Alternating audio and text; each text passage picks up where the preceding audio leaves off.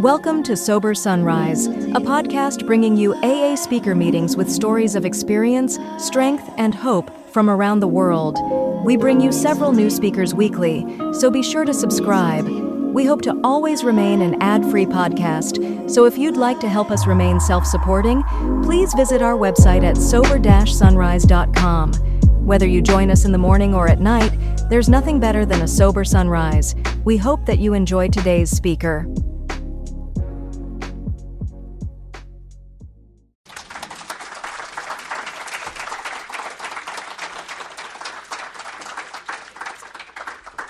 Glad to be here. My name is Jerry Jones, and I'm an alcoholic. Sober by the grace of God, and because these steps work, this program works since January the 1st of 1973, for which I'm very grateful. Any of you folks over here on the right that want to move, or your left, can't see me or hear me, whatever, you're welcome to. I can see a couple of seats here. You can even sit in the pink seats if you want to. It'd be all right with me. We got to turn it over a little more. Can you hear me? Okay. Okay, we're going to talk about the steps of Alcoholics Anonymous. You just heard how it works read. And I don't think I can improve a heck of a lot on that, but I can give you some of my experience with this. People are always asking, how does AA work? And sometimes we have a difficult time answering that. Ray V., who's a Baptist minister and a speaker in AA conferences like this, tells a couple of stories that I stole from him. And he's commented on that from time to time, I understand. But this is the story about the minister who went to visit the elderly ladies, two elderly ladies, and they invited him into their home. They were very glad to see him, very hospitable, and they said, "Would you like some cake?" And he said, "Well, that'd be fine. That'd be fine." He said, "Just have a seat here, and we'll go fix some tea and some cake." So they scurried off, and he sat there, and he noticed there was a bowl of peanuts beside him, and he just kind of reached over and began to eat the peanuts. And by the time they came back with the cake and tea, he had eaten all the peanuts, and he was a little embarrassed by that, and he apologized. He said, "I'm really sorry. I saw those peanuts, and I guess I'm a peanut freak. I just ate the whole damn thing, you know." And they said, "Oh, don't worry." He said, "Since we've lost our teeth, all we can do is suck the chocolate off of them."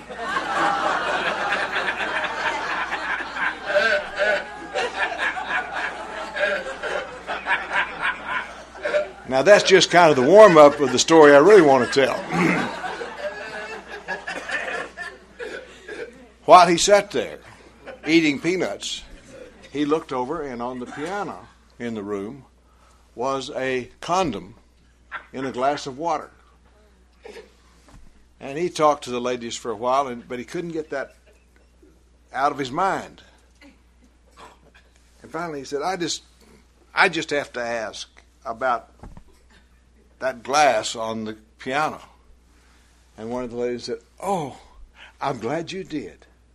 Said, "We were in the park last year, and we found that object right there. And it was in a little wrapper. And it said, 'To prevent disease, place on organ.' And we didn't have an organ, so we just took it out and put it on the piano. And do you know we haven't had a cold since we did that?"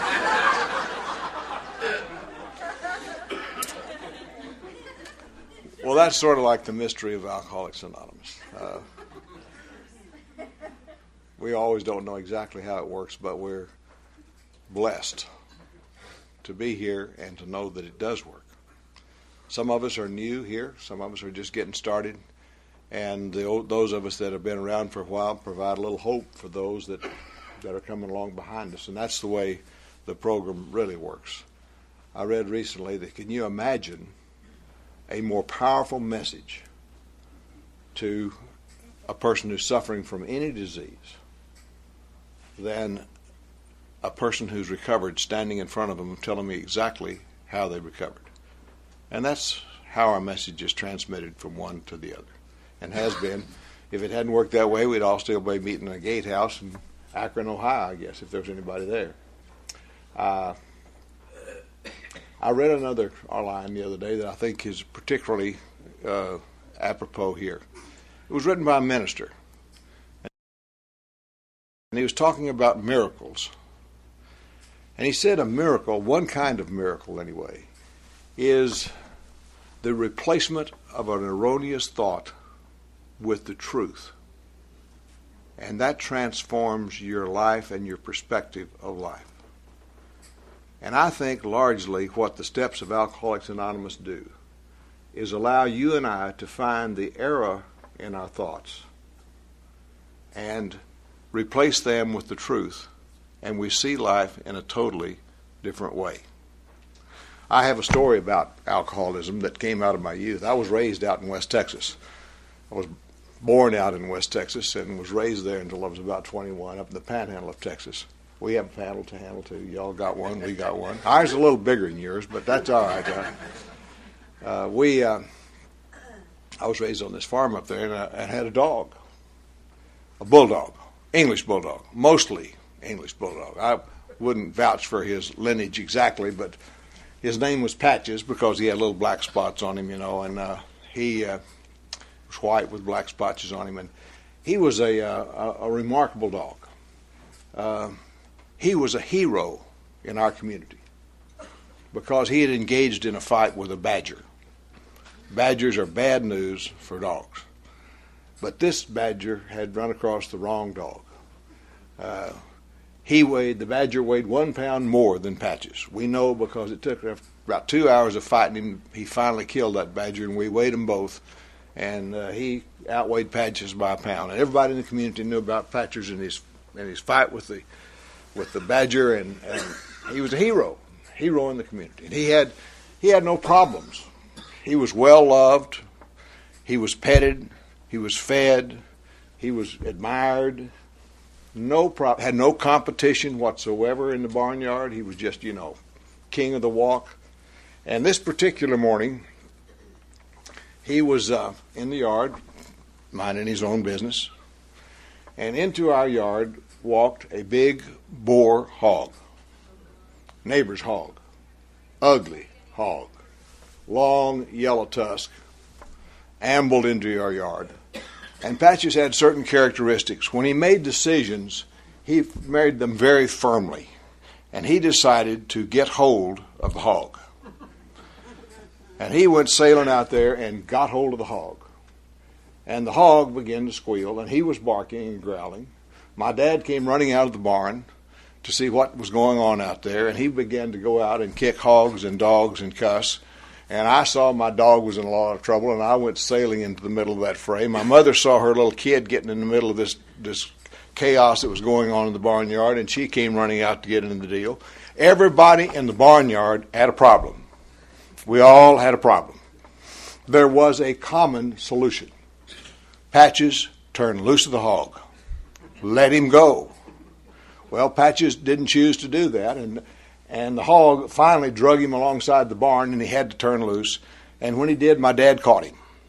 He grabbed him up, and he was snapping and snarling, and he was angry, and he was wanting that hog. He was wanting that hog. And Dad took him over to a water hydrant. The hog had slashed him on the side of his neck with one of his tusks, and Dad sent me to the barn to get some pine tar to put on there to stop the bleeding. And we stopped the bleeding, and we ran cold water on him, and we cooled him off, and there was peace in the barnyard. And we turned Patches loose. And Patches went right back and got hold of the hog again. And it was the same deal. It was squealing and barking and kicking and cussing, and mother wringing her hands and me trying to get my dog, and chaos reigned in the barnyard. And Dad caught him one more time, drug him back there, and this time we chained him. We committed him. We chained him to the water hydrant. Dad got in the pickup and removed all temptation by driving the hog away. I was given the job of being his counselor. I sat next to him and petted him and soothed him and asked him deep and penetrating questions like, Patches, did you ever have a good day getting hold of hogs? Does your family object to your getting hold of hogs? Do they taste good? Why would you want to attack something so much bigger than you are?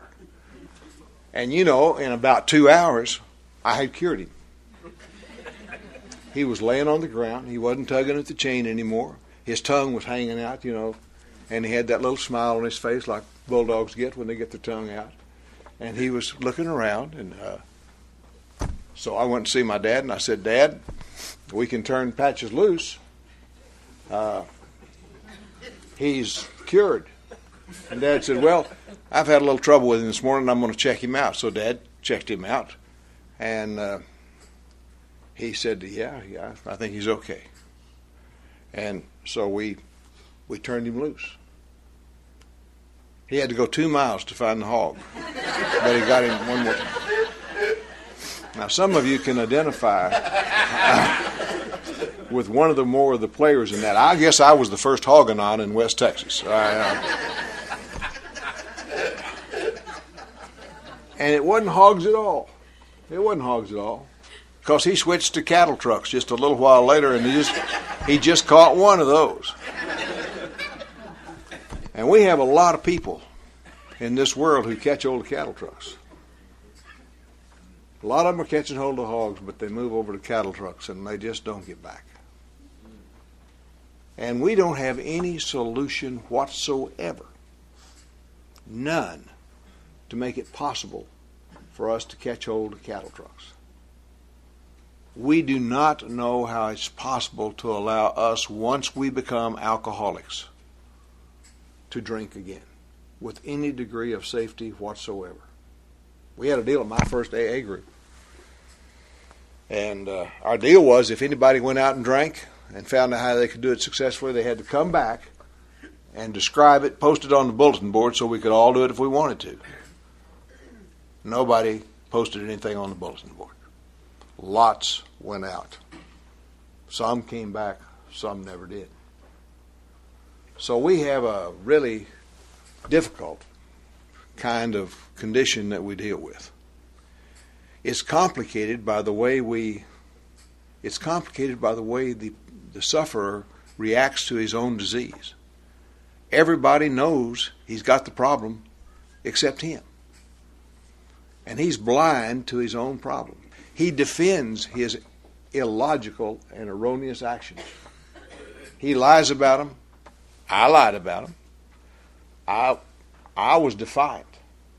My deal was, if you want to talk to me about the way I drank, you better be willing to discuss the worst thing I know about you, because we're going to get it all out on the table. And I'm not going to change one damn bit. I'm going to drink just exactly what I want to drink when I wanted to drink it. Now, there were people like my boss or bosses, when they talked to me about it, I was a little more subtle in the way I dealt with things. I rationalized. Actually, if you had a wife like I had, you might take a drink too. Now, that was when my wife was on me, I would say to her, actually, if you had a job like mine and all the pressures I have, you'd drink too. I rationalized, I justified, I hid my problem from myself as long as I could. And we see that happening all the time. Now, we lived, why did we drink? Why was alcohol good for us? I don't know why you liked it, but to me, it kind of chemically altered reality. I could have a bad day and have a few drinks, and it wasn't so bad. What the hell? Let's have another drink. And another drink and another drink, and after a while it wasn't bad at all. And then it got bad again. But by then I was through with the first problem, but it was always back the next morning. But that's why I don't know why I liked to drink as well as I did, but I just loved it. I liked to be intoxicated. I liked being irresponsible. I was responsible a lot But then I could take little vacations from responsibility and be irresponsible, and I really liked that very much. But I hid behind my disease. And I can look back on my life today and cannot imagine why in the world I couldn't realize and see I had a problem. I drank mostly at home. And I drank in pretty good quantities toward the end. I drank at least a quart of whiskey every day. And I could get a few drinks at lunch or something like that. It kind of soothed me over. But I did most of my drinking at night, which meant that one of the main responsibilities my wife had was getting me to bed. It was really important that I rest after I'd had a quart of whiskey, and it was her job. It was her job to take me and put me to bed. I didn't always stay in bed. There were actually times when she put me to bed without taking me to the bathroom. And then I would get up and wander around the house and look for the bathroom. It's not always easy to find the bathroom. Have you ever noticed how much closets look like bathrooms? You can see how that easy can make a mistake doing that. And I smoked. I was an automatic smoker. I would swing my feet over to the side of the bed. No matter whether I was drunk or sober, my cigarettes and my lighter were always right there. I could just reach out and pick them up. And when I was searching for the bathroom, that's the first thing I did was light up a cigarette. You could kind of see from the glow on your cigarette what was out there, you know. And it wasn't a pretty picture. I come back to the side of the bed, and sometimes I wasn't through smoking. And then you would sit on the side of the bed and smoke the rest of your cigarette. Well, sometimes you were tired. Often I was pretty tired. And drinking made me tired, I guess. And I would kind of lay back on the pillow and finish my bed. And one night, I woke up, and there was a pretty good-sized fire going on my side of the bed. And we got the fire put out. The bed was pretty well ruined by the time we got the fire put out. It's very difficult to explain that. The best explanation I've ever heard for that is just to tell them you think the damn thing was on fire when you got in there. I got up the next morning, and I needed to go to work quickly. I needed to get the hell out of the house as quick as I could. I shaved, I showered, I got out of there. And as I went out the door, I told my wife, buy any kind of bed you want. Buy any kind of bed you want. Don't worry about cost, just buy any kind of bed you want. And I went to work, and I came back to have a few drinks and relax a little bit in the evening, and there was a letter from my wife to me. She was there, but she had written me a letter. Seemed very strange to me, but I read the damn letter. And the letter said something like, Jerry, I have been talking to you about your smoking and drinking for a long time.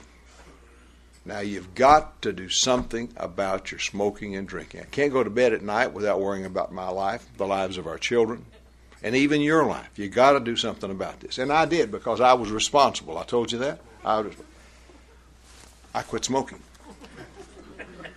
I just quit smoking. Never crossed my mind to moderate or change the way I drank. I went to, a few months before I quit drinking, I went to the doctor. My firm required me to have all the employees to have a physical every year. And the year before, the doctor had told me that my liver tests were not good. That he said, do you drink? And I said, yes. And he said, how much? And I said, pretty good. And he said, well, you really need to moderate. Some people can drink, some people can't, and you've got a bad liver problem here. So I didn't do anything about that, of course. I just drank like I always drank.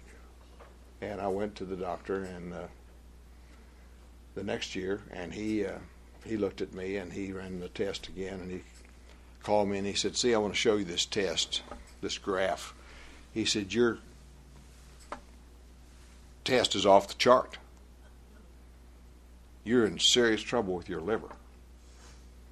Now, you got to do something about your liver. Now, what I want you to do is not drink anything at all for 10 days and return and we'll repeat the test." Well, I left his office and had absolutely no intention whatsoever of ever going back. I wasn't going to quit drinking. Why in the hell would, if I quit drinking and went back and it was better, he's not going to let me drink anymore. If it was worse, do you ever heard of a doctor who had a patient that had bad liver problems, said drink a quart of whiskey a day? Hell no, they're not going to tell you that. That was a no-win situation for me. Why would I want to go back to that? Now, that's just kind of the insanity that lived in my life. That's kind of the insanity that persisted in my life until I reached a place in my life where I couldn't go on. I reached the place that they talk about, the dilemma of the alcoholic in the big book, where I had a choice. I could either go on trying to blot out my life, which was unacceptable to me, or I could try to do something about it. And I decided to try to do something about it. I decided to try to quit drinking, something I'd promised I would never do in my life, but I decided I would try to quit. And I tried 2 days. 2 days I was without alcohol. I don't know how you were when you quit drinking, but it surprised me. If you're doing something bad for yourself, you'd think when you quit, you'd start getting better. It didn't happen for me.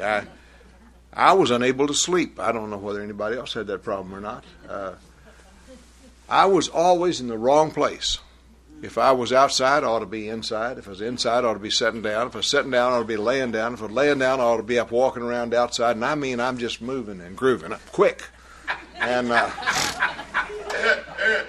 it's driving me crazy. I can't think about but one thing in the world: alcohol.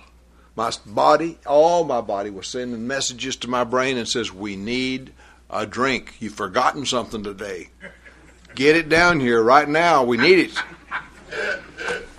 And so I did something else I promised I would never do. I called Alcoholics Anonymous. And I reached a very unsympathetic woman on the other end of the line. I told her I was having a little problem quitting drinking, and she said, "When do you drink?" And I said, "Well, mostly in the evening." And she said, "Well, you need to go to a meeting of Alcoholics Anonymous every night." And I said, "Oh, I couldn't possibly do that. I'm a busy, big-time lawyer, and I just wouldn't have time for that." And she said, "Didn't you say you'd been drinking every evening?" I said, "Yes." And she said, "Well, we're going to quit that, aren't we? So you're going to have some free time." So I said, "What do you got? What kind of..." So anyway, I got into Alcoholics Anonymous. Didn't understand a thing in the world about what you were doing here. Saw your funky little signs on the wall. I didn't have a Sunday school problem. That's what you all were talking about. I had a serious problem. I wanted somebody to fix me. And the problem is, to work the steps of Alcoholics Anonymous, to recover from the alcoholic condition, you have to be involved. There are no spectators who are alcoholics who ever recover. You're a player whether you like it or not. And I had to begin to play. And it told me that my alcoholism centered in my mind. And they told me that I had to learn to think and react to life in a new way. And they told me the way I would do that is to take the steps of Alcoholics Anonymous. And so very reluctantly, knowing they wouldn't work, but having no other options, I started doing what the people of Alcoholics Anonymous, the book says suggested. They weren't suggesting these things to me. They were telling me what I needed to do. And so I began to go down this road because they were obviously alcoholics. They talked about it. I could understand it. I could identify with them. And they had changed their life. And they treated me differently than I had ever been treated in any group before. They never didn't ask me what my job was. They didn't seem to give a damn that I was a big-time lawyer.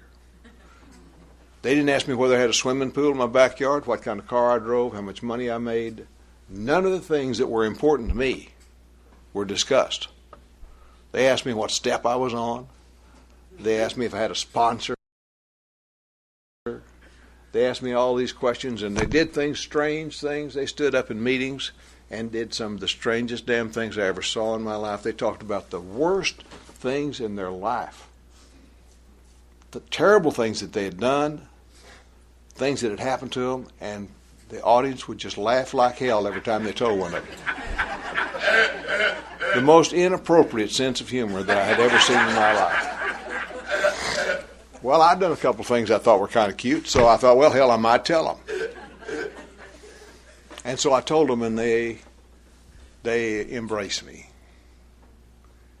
And they said, looky here, Jerry is beginning to be himself. And that's what it's all about. To be yourself.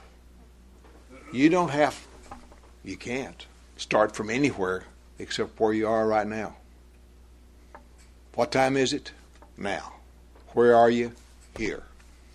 You don't start from being vice president of a company or being married or what. You start with what you got today. And you begin to work through that. And that's where the program takes you. You start off, it positions you exactly where you need to be with the first step. It says we were powerless over alcohol. Our lives were unmanageable. Was I powerless over alcohol? My God, yes. Yes. I had tried to drink 3 drinks a day for over a year and a half and never made it one day. I couldn't. When I put something in, it kept going. And then they told me about the doctor's opinion, about how the doctor had written this opinion and said that it was an allergy of the body and an obsession of the mind. Well, I didn't break out in hives, and I didn't have sneezing and that sort of thing when I drank. That wasn't my idea of allergy, but they said, wait a minute. Your body reacts differently to alcohol than most people. You are mentally and bodily different from your fellows. Now, I didn't particularly like to hear that, but it's the truth. It's the truth. When I drink whiskey, I take a drink and it goes down and hits the bottom. Boom. Boom. It begins to kind of warm me up. And then my body, my stomach sends a message to my brain that says, I think we'll have another one of those. And another one, and another one, and another one until I've had too many. And then I sober up. And the obsession of the mind kicks in. Do you know what an obsession is? An obsession is a great, big thought. It's so big when it gets in your head, it pushes all the other thoughts out. And my obsession was a drink would improve this situation. It didn't matter a hoot what the situation was. A drink would improve this thing. And so I'd have the drink. And we'd go through the cycle again. And I could see that. That was true in my life. That was reality. The steps are really a road to reality. We think chemically we want to change reality, but what we really want to do is learn to live with reality. We never could change the bulldog. He had to get hold of something. But if we could have reached him, if we could have given him a different view of life where he could live comfortably without drinking, he would have been okay. And that's what happens to us. We change the way we see and react to life. And the first step is very, very important, that we recognize that we're powerless over the stuff. We can't use it. The only choice we have at all is to leave it alone. And the other part is that our lives are unmanageable. We were trying to run things. We were trying to make the world work in our way. And that just doesn't work. If you think you can manage life, make a list of what's going to happen tomorrow. Have you ever done that? I have. I was a lawyer, and I had a list of things that, by God, tomorrow I'm going to do A, B, C, D, E, and F, and that's what I'm going to do tomorrow. Only I'd get one telephone call about A, between A and B, and the rest of it just go off the wall, and I'm doing X, Y, and Z down here. You can't manage life. Life comes to you in all different directions and all different kinds. And we were people who insisted on it going a certain way and didn't even know we were doing that, really. But we were reacting as though we had to control it, and we couldn't control it, and we were unhappy with it. And we couldn't accept the fact that it was really beyond our ken to do that. So you get a real grounding in where you are and what you are when you take step one. We devote a lot of our book to that very thing, to break through the rationalization, the justification, all the other things that we use to hide the truth from ourselves. And we have to get through those things, and you have to get all your reservations. I never sponsored anybody in my life that I didn't, and I was sponsored this way. They told me to mark down anything in the book Alcoholics Anonymous that I didn't believe applied to me, that I disagreed with, because we were going to have to talk about any reservations I had, because if I had reservations, sooner or later an event would come along and I would act out what I had the reservation against. So I had to break down my defense system so I could accept I am who I am. And that's the greatest freedom on earth, to be who you are, living inside your own values. Can't touch me with a 10-foot pole when I'm in that situation. What are you going to do to me now? What are you going to do to me now? So I began to do some other things. Now I had a real problem with step 2. Step 2 has some concepts in it that are difficult for me. It said I came to believe that a power greater than myself could restore me to sanity. Came to believe. Believe. I've been to a lot of churches. I had been to a lot of churches. I had talked to a lot of ministers. I had read books. I had been looking for God all my life. And the second day I was sober, I picked up the little 24-hour day book to see what those AA and A people were doing, because I was very quick and having a hell of a lot of problems going on, and I needed some help. And it said I was going to give my drinking problem to God this year. I can't tell you how disappointed I was in that statement. How are you going to give something to somebody you can't find? And I asked ministers, bright men and women, how do you get this thing? And they said, you have faith. You have faith. Did you ever try to have faith? I've sat in chairs and decided I'm going to have faith.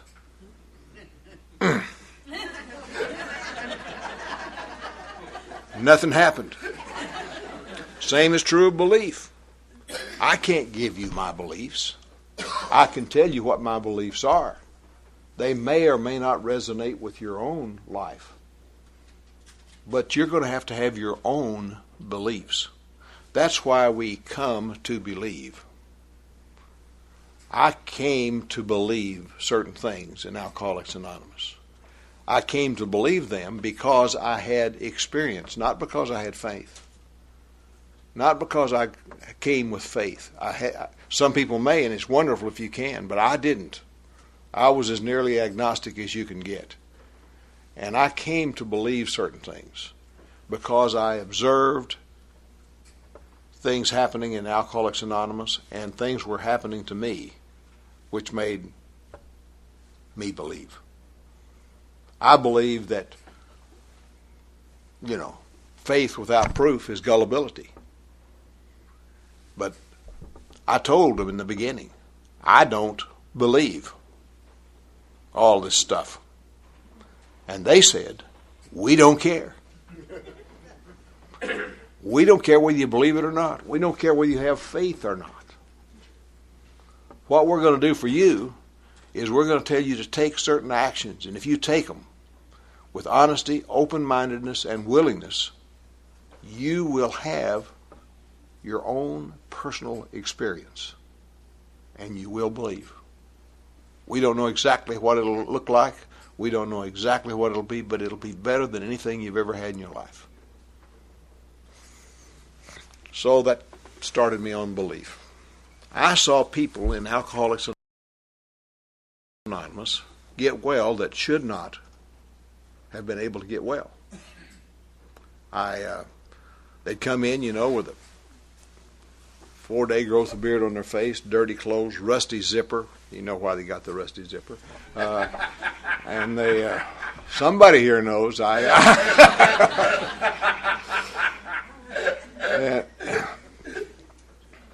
And this guy's not going to make it. He's just not going to make it. He hasn't got enough left.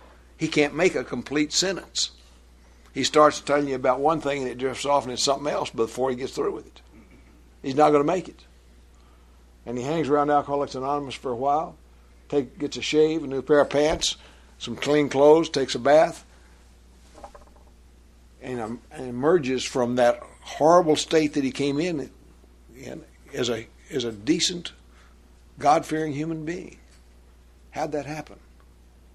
How did that happen? Something here is working.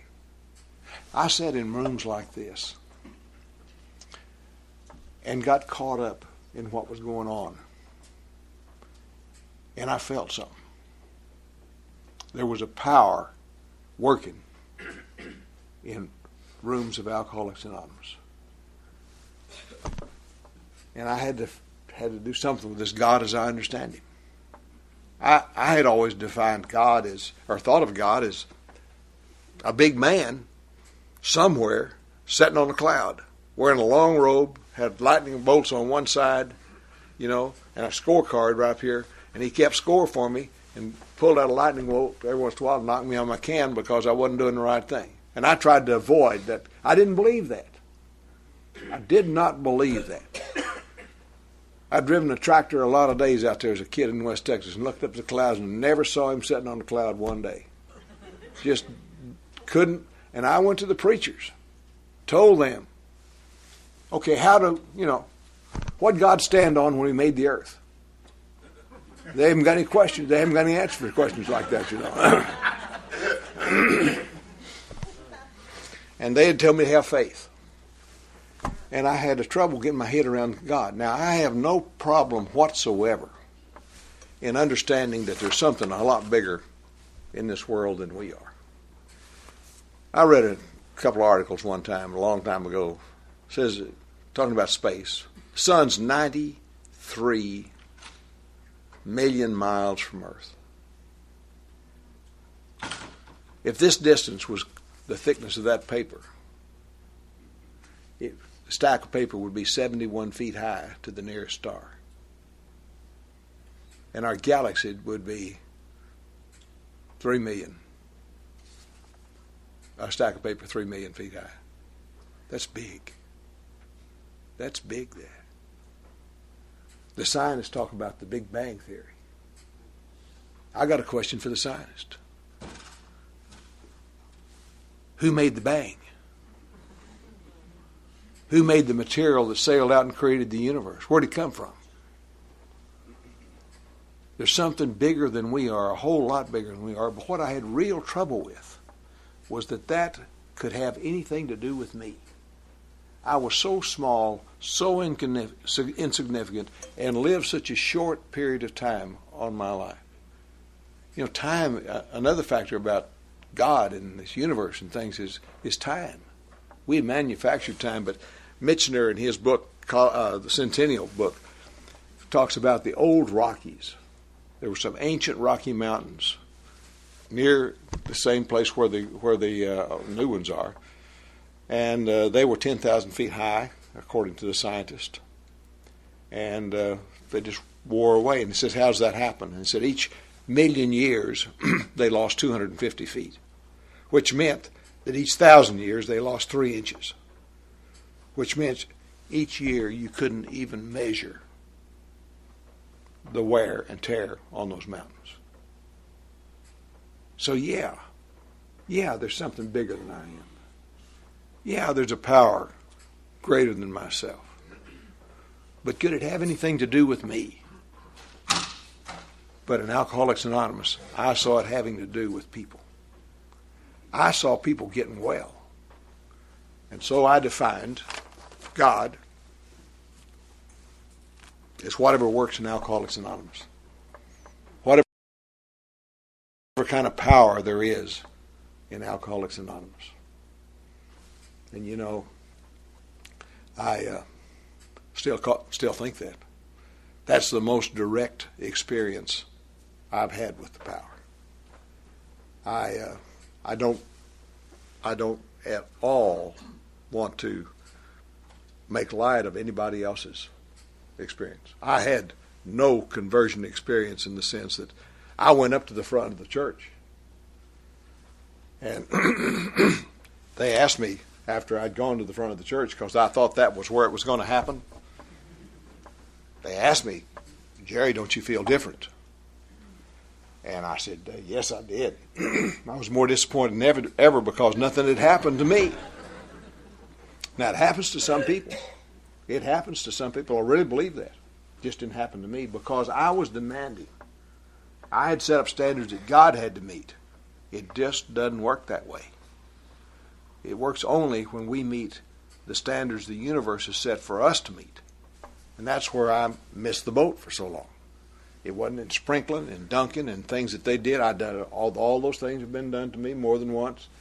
Nothing ever happened until I got in a chair in the middle of a bunch of drunks and I saw some power working in their lives and felt it beginning to work in my own. And then I came to believe. And when you come to believe, then you look back at what all these other folks have been talking about all these years, and you can say, yeah, that's right. They're right. Bill says in the book, you know, how many people in this world are helped by their religions. They go back to their religions. They're involved in their religions, and they're happy in their religions. I've never fit in a religion very well because I'm kind of a mongrel. I just don't quite find a spot for me. Alcoholics Anonymous has been my spot.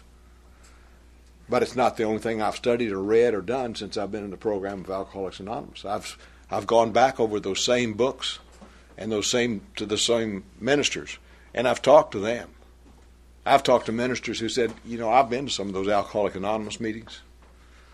My gosh, if we could get that going on in our church, it would be something great. We could reach a lot of people. People really transform their lives in this. And the book talks about how we're reborn. I don't know how that word ever got left in the book with a bunch of agnostics and atheists like we have, but somebody let it slip through. The preachers talk about being reborn all the time. But we're changed at a depth, foundations of our mind. If we really involve ourselves, if we do the things, you know, back on step one there, back on how it works. Did you ever go through that? We read that thing so many times. Y'all don't. You read an abbreviated version, but we read it so often in my part of the country that we kind of get immune to hearing it. We don't really think about what it's saying. Think about what they're asking us to do in there. It requires thoroughness. It requires honesty. It requires willingness to go to any length to get sober. It requires fearlessness. You know, you got to take a chance. What a chance are you taking? Not much of one. Because you can have your misery back any day you want it. But you've got to be willing to risk a new idea. There's no easier, softer way. We give up our old ideas. That's what a lot of our program is about, is to finding out what, first of all, you don't even know what they are. And then when you find them out, you hang on to them because you think they've worked, but they haven't. So you have to get a new frame of reference for this. says half measures of avails nothing. Now that's a kicker right there. If you do half of this thing, you ought to get 50%, right? Not a deal. Zero. Half measures get you zero. So it requires a real deep dedication to find your bottom, to find where you are, who you are, and to take a good look at your spiritual life. And that's another thing. We talk about this being a spiritual program. What is spiritual? What is spiritual? Spiritual is never anything that you can see. Never anything you can see. It's love. It's kindness. It's goodness. And it can be always discovered because the more you try, more you give away of it, the more you have of it. If, as opposed to material, I chased material things a long time. I was big on material stuff. But it has no lasting benefit to you. You just get it, and it's gone away. I remember when I first started practicing law, I had to ride the bus to work. I did not like to ride the bus to work. And I knew just as soon as I could afford 2 cars, everything was going to be all right. And I ultimately got enough money together to buy another car. And so I would take my car to work. You know, I hadn't had that second car a week until I came upon a great truth. Wrong kind of car. I needed a bigger car, a better car, a different kind of car. And then I got a bigger, better, different kind of car, and that one lasted about 2 weeks, and I saw another one that I really thought maybe I should have got. And so you chase more, better, and different till you can't chase them anymore, and you never get any fulfillment out of them. But you get fulfillment out of spiritual life. You feel good about yourself. You feel good about your fellow man. You feel good about life. You can always find something good going on. And that's what the spiritual life is all about for us. We need to engage in that spiritual conduct. We're headed toward a spiritual awakening. And these are just the first few steps that we take along the way. Well, we're going to stop here now and switch over to take a few minutes break, and we're going to switch over and do 3, 4, and 5. So I'll see you back here in about 20 minutes. Okay. Well, as we finish the 12th step, finish how it works, the part we usually read, it says we're convinced, A, that we're alcoholics, and B, that no human power can help us, and that God could and would if he were sought. And step 3 says we made a decision to turn our will and our lives over to the care of God as we understood him. This carries forward some of my reservations about God, as you can imagine. This sounded an awful lot like the altar call that I heard in a lot of churches. And it is the altar call that you hear often in churches, I believe. The churches didn't go much as far as teachings, didn't go a lot beyond that. They left you to the Bible and your Sunday school classes and that sort of thing. And we're maybe a little more organized as to how you proceed, how you turn your will and your life over to the care of God than perhaps they are. At least it worked that way for me. Remarkable things happen at step 3. There's a story about a little boy who had a tricycle. He'd ride his tricycle up and down the front of the house. He lived next door to the preacher. I haven't got anything against preachers, by the way. They just happen to be handy for me to tell my story. And he'd ride his bike up and down the street. One day, he hit a little chug hole in the sidewalk. Threw him off his tricycle, bent the wheel of his tricycle, skinned his knees, and tore his pants. He got up and he looked at that wreck, and the preacher, he didn't see the preacher standing nearby, but he got up and said, "Son of a bitch." The preacher stepped out from behind the bush and he said, no, my son.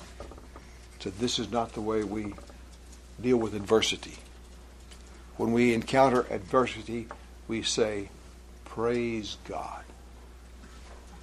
The kid just looked at him and drug his old bent tricycle off, and he got the tricycle fixed and got a new pair of pants. His knee healed.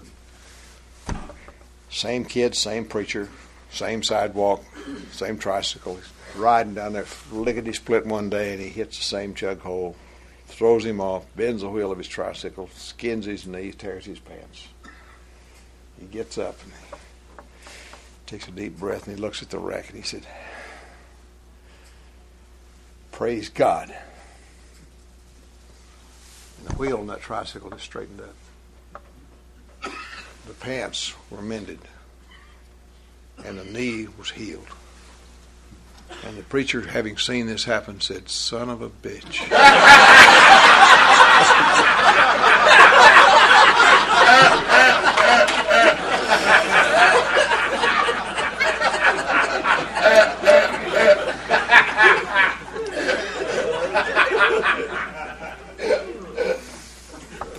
Our book says that to take this step, the first requirement is to be convinced that a life based on self-centeredness can hardly be successful.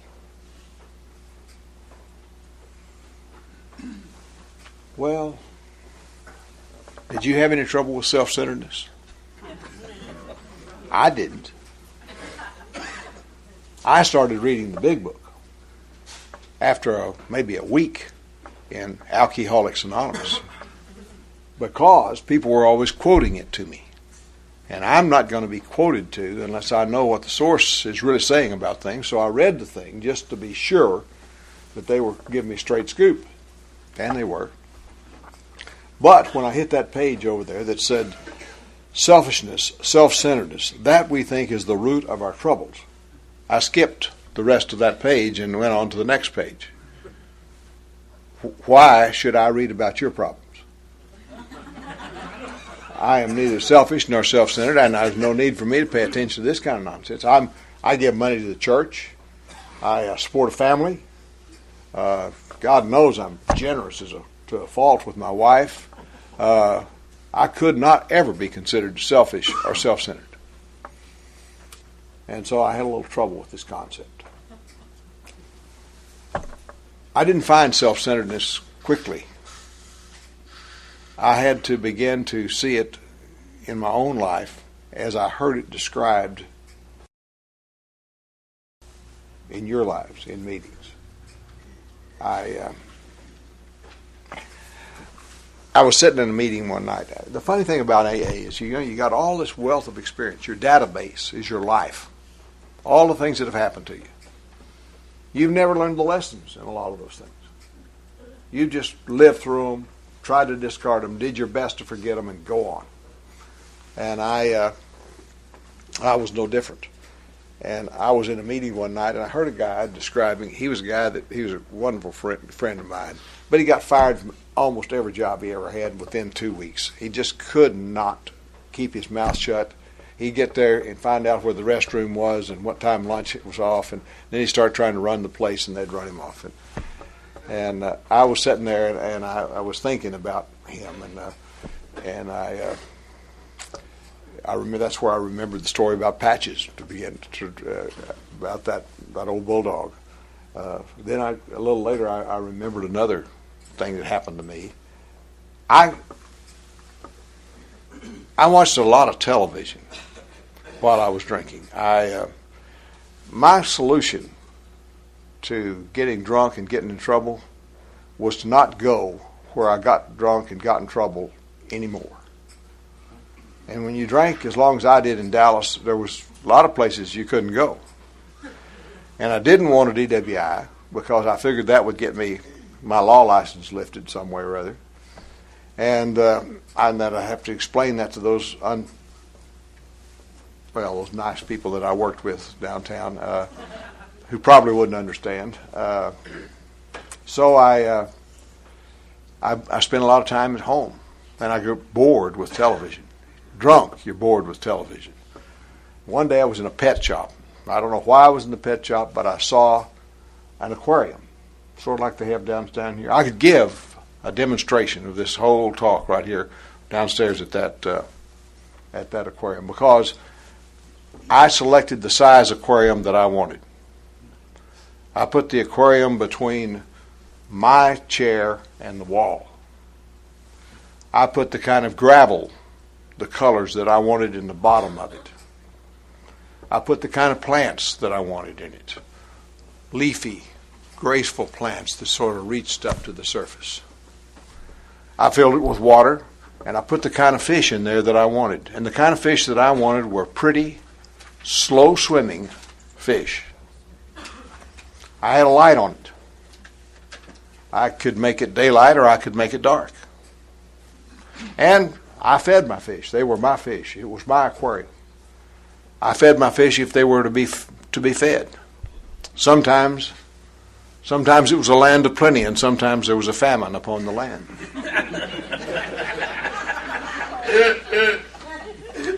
It was an idyllic place. I could sit there and look at those fish glide around that water, and I just loved watching them. It was a perfect world. Well, almost.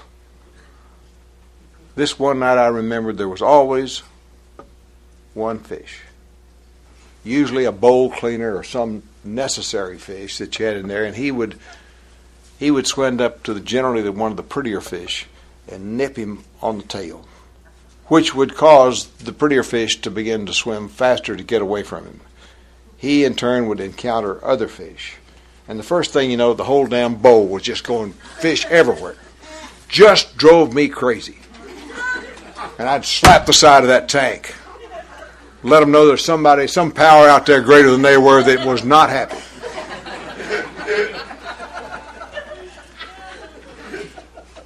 I gave them 3 chances, 3 claps of thunder. And I realized there were some fish that were unfortunate.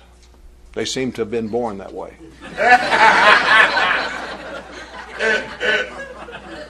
They needed a little hands-on experience with the power. So I bought me a little dip net. And I would catch the bad fish. And I'd take him out and put my hand on top of the dip net, hold him on my lap, and have a drink.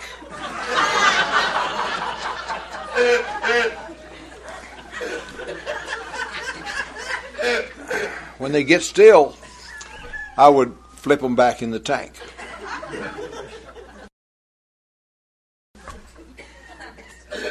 If they float, you've kept them out too long.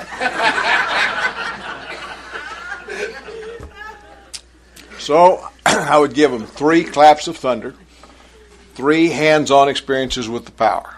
Now you know any self-respecting, intelligent fish would catch on after that kind of treatment. But there are still such unfortunates. They're hopeless, helpless, and the 4th time I put the dip net on them, I would just carry them carefully into the commode and flush them. Nobody in the world knew I was playing that game. My son, one night I was doing a 12-step call, and he was in the program. He invited me to come to a hospital. He's a doctor, and talk to a young woman who was having a lot of trouble with her kidneys and her liver, and he wanted her to cheer it up a little bit. And so I was talking to her, and I told her about my fish. And when I got to the part where I said I took them in and flushed them down the toilet, his deal was that he was going to be able to stand in the back of the room. He wasn't going to say a word while this was going on. But from the back of the room I heard he said, "My God, I wondered where all those fish went." Well, this night I remembered I remembered my fish, and I remembered what I did with them in this little game I was playing. And it suddenly occurred to me, I've been thinking that my life is not unmanageable. Hell, I can't even run a fishbowl. And interestingly, I wonder how many 41-year-old men get upset by what fish are doing in a fishbowl. That might be self-centeredness. And then it began to open up to me. And I began to discover self-centeredness everywhere I went. On the freeway. Do you have a lane of traffic on a freeway? I do. It's called my lane. What goes on in my lane is my business. We travel at my speed in my lane. And there are people who actually interfere with you in your lane. And somebody has to punish them. And conveniently, I can change lanes and the next lane becomes my lane right away. And I speed up and I can run off the road because it's my lane.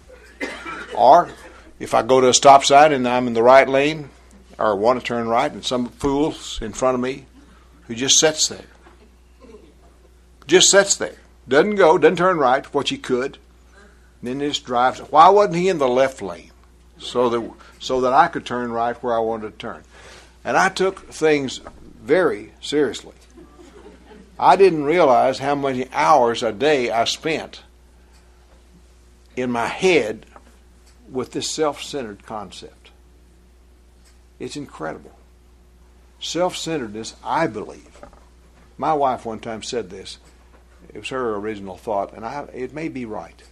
She said, I believe that insanity is total self-centeredness.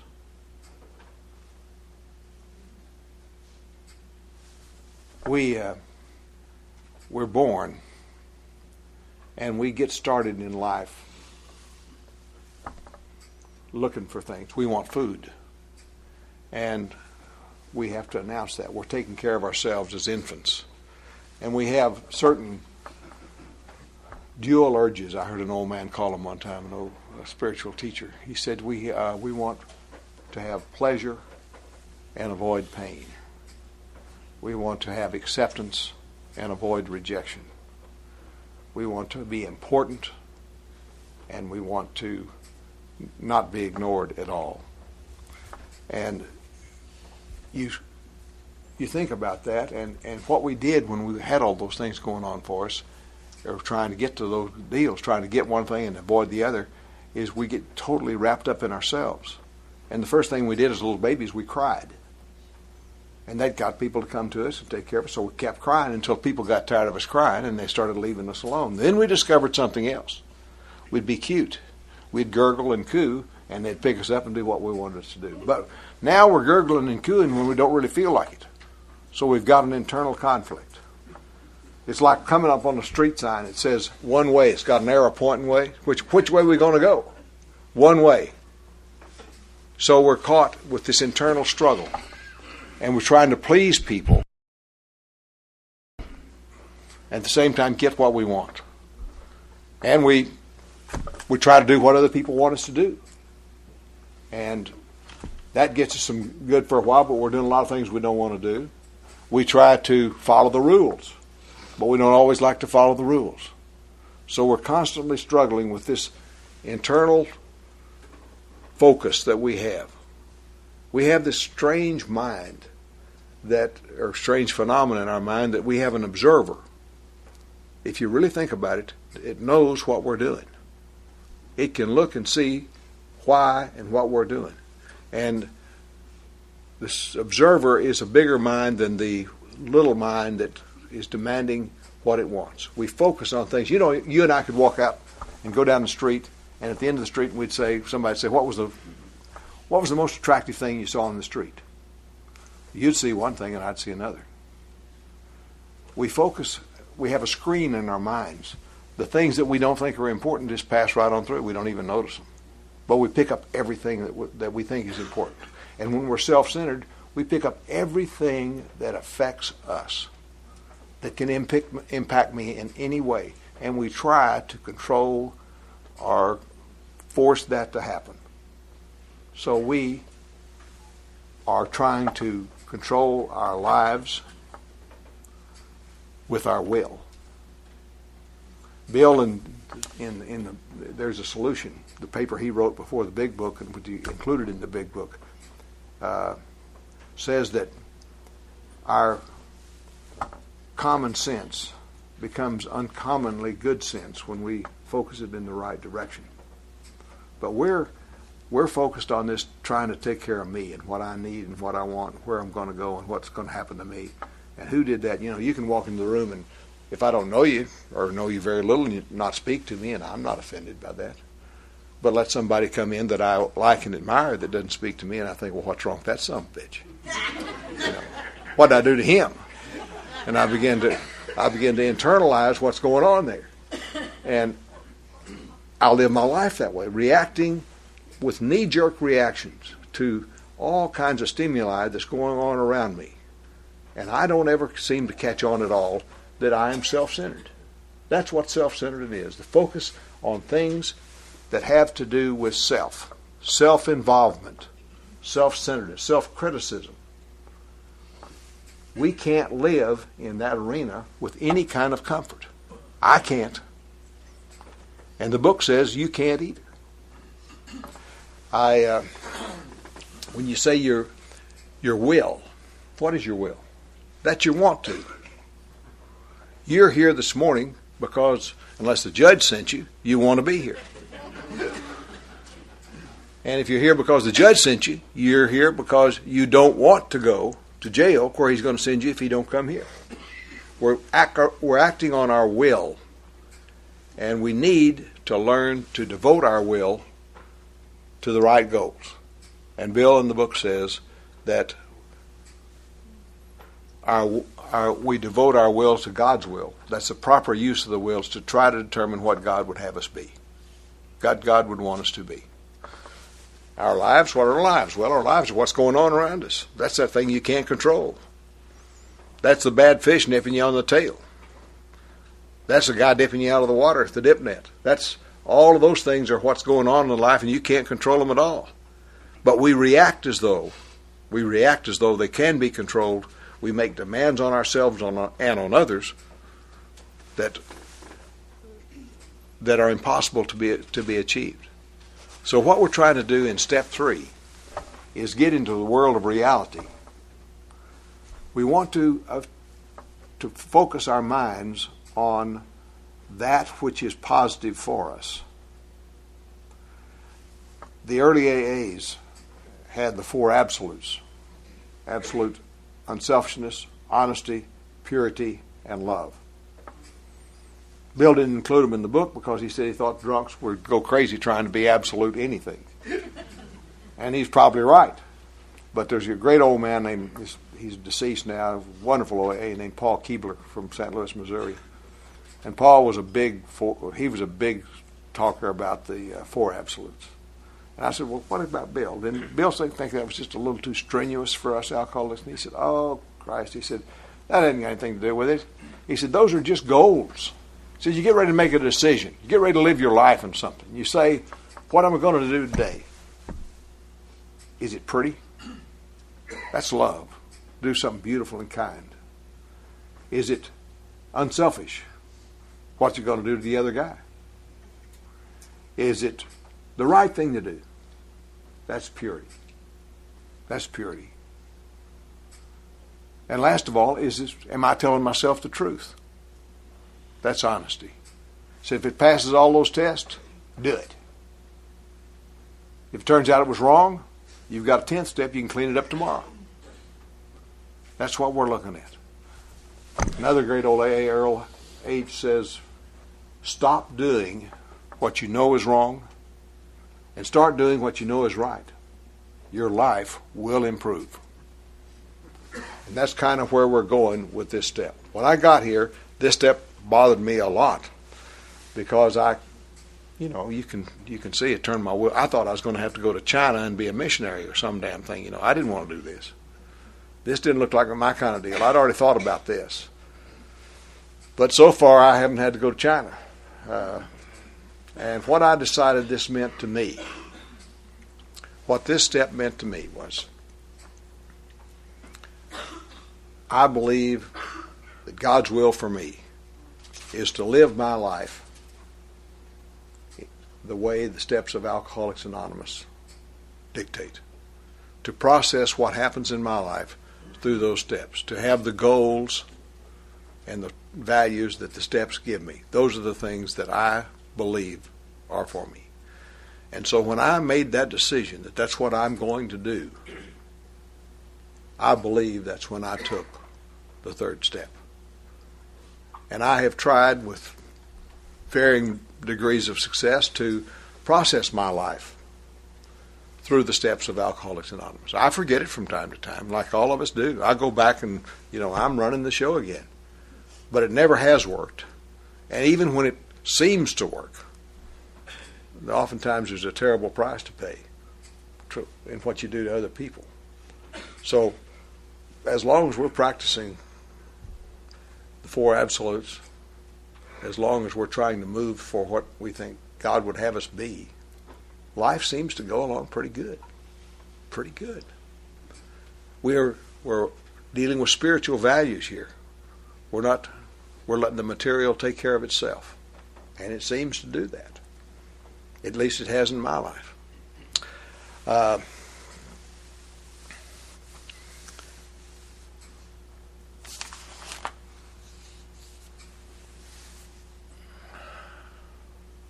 think that's what I want to move into step 4 with.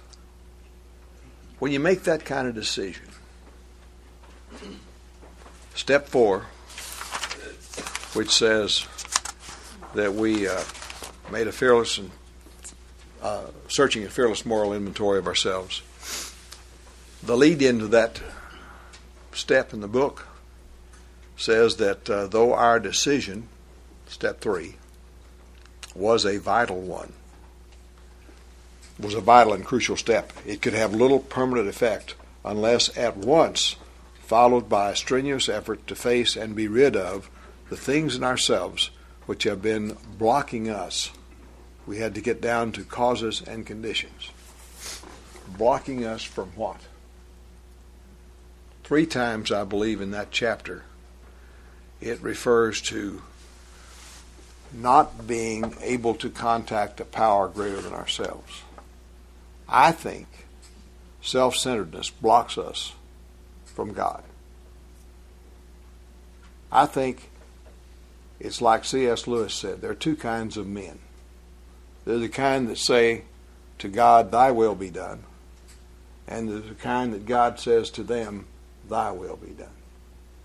And I'm a lot better off if I'm trying to do God's will than I am trying to do for him to tell me to try to work it on my own without his help. He's a perfect gentleman. And I'm using he in a generic sense, not in a generic sense, but in an expansive sense. I don't know whether God's man, woman, or both. That hadn't become real important to me so far. And if it is to you, I apologize, and I'll try not to do that anymore. Here's where we find our old ideas. First thing they told me about this step was I didn't need it. I didn't need to do this. I'd sent my wife to a psychiatrist because she was obviously kind of hyper critical of drinking. He had wanted to talk to me, and so I reluctantly discussed football and things like that with him. We didn't get too deep, about that deep. And I just really couldn't see any value to rehashing all this old crap that had gone on. All I really wanted to do was quit drinking. I didn't want to change my life a lot. My sponsor didn't do one for quite a while. Another guy in my group hadn't done one for 19 years. That gave me a lot of solace. He later on said that was the longest 19 years of his life. I tried to suppress all these things. I had things going on in my head that I'd try to suppress. I had favorite resentments. It was like I could sit in my green chair and get my bottle of whiskey, and I could go to my mind, and there was a whole rack of videos that I would play. And I'd plug them in, and I'd play this one, and then I would get to that point where I was offended or harmed in some way, and then I would take over. and I would finish the show about what was going to happen next time.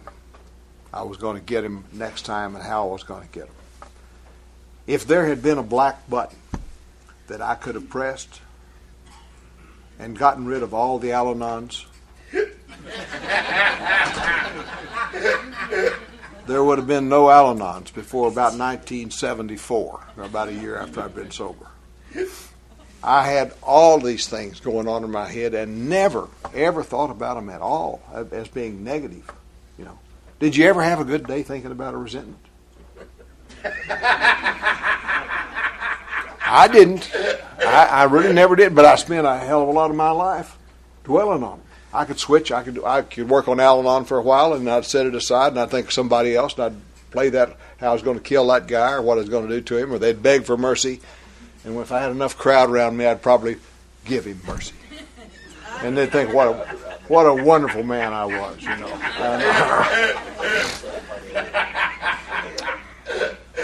Socrates says that a life without self-examination is not worth living. And Emerson, Ralph Waldo Emerson, wrote this little thing I want to read you here now that I think is just really pretty special.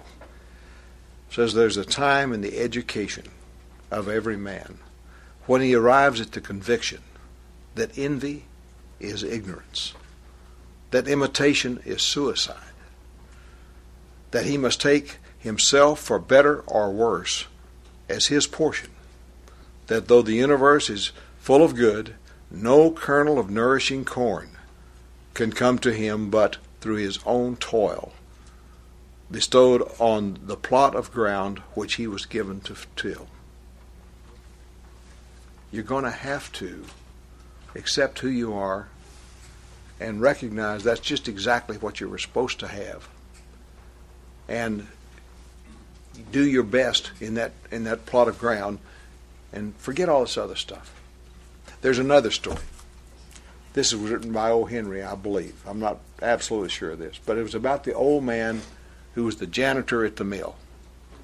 This old fella worked at the mill for many years, and then one day the mill was sold, and we know how that happened is. I guess it was some kind of consolidation or something taking place, but the mill was sold, and the new management came in and said, no one will work here who does not have the ability to read and write. The old man couldn't read or write.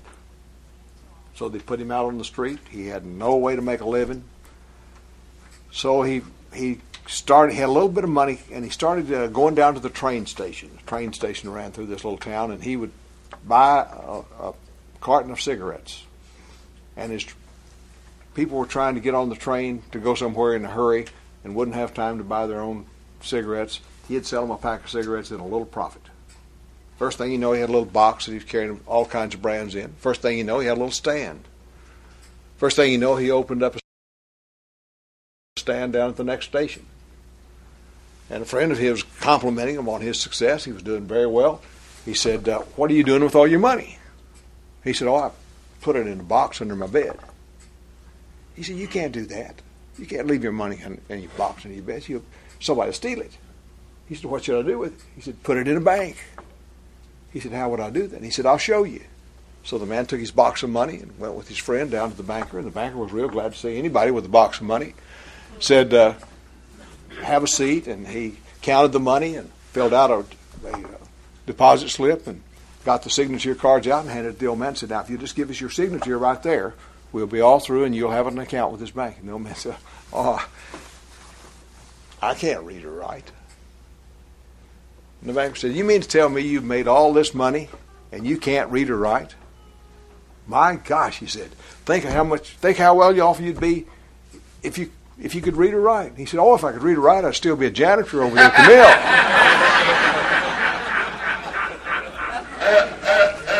mill. So we don't know how good we are. We don't know what we got. So we got to look at this thing. We got to process this data, that all these lessons we haven't learned. And what we're going to look for is three things. We're going to look at the three most common forms of self-centeredness. And they will encompass almost every negative event in our lives, and they will have a lesson. Each one of those negative events will have a lesson for us that will keep us from having to repeat that experience again somewhere down the line if we pay attention. We're going to look for resentments, we're going to look for fear, and we're going to look at our relationships. And we start off with the columns. Now, when I started off, I couldn't possibly understand the big book. It talked about those 4 columns. I didn't know Miss Smith. I didn't know Miss Brown. I mean, this was way too complicated for me.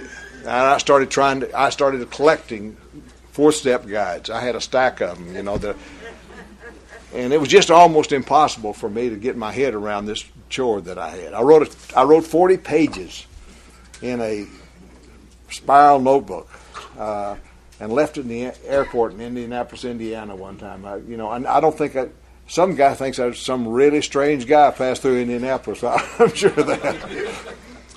I had trouble deciding what kind of paper to use too.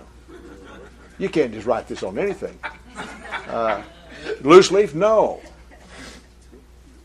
Yellow pad, you can tear the pages out easy. Spiral notebooks, that's what I've got, a spiral notebook. And then I haven't even talked about what you're going to write it with, what kind of pencil or pen. Finally I had to do what one of the gals in my group used to say: take pen in hand, put ass in chair, and write. And I did it the way the book said. The first thing it tells us to do is make a grudge list. Is there anybody that came to Alcoholics Anonymous that didn't have some grudges?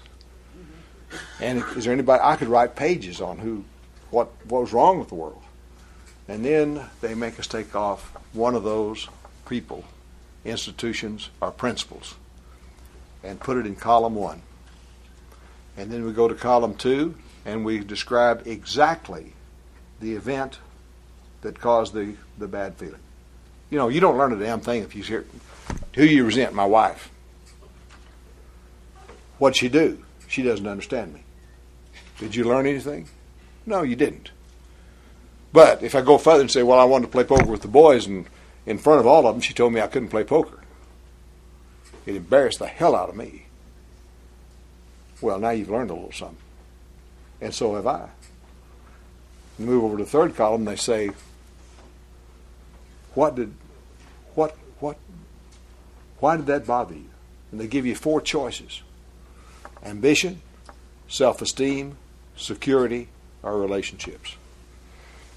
My wife damaged my self-esteem because she exposed me in front of my clients, showed I was henpecked, a wimp.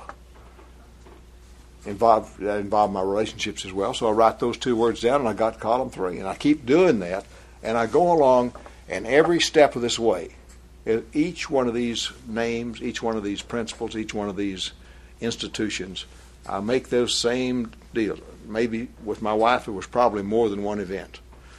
And possibly.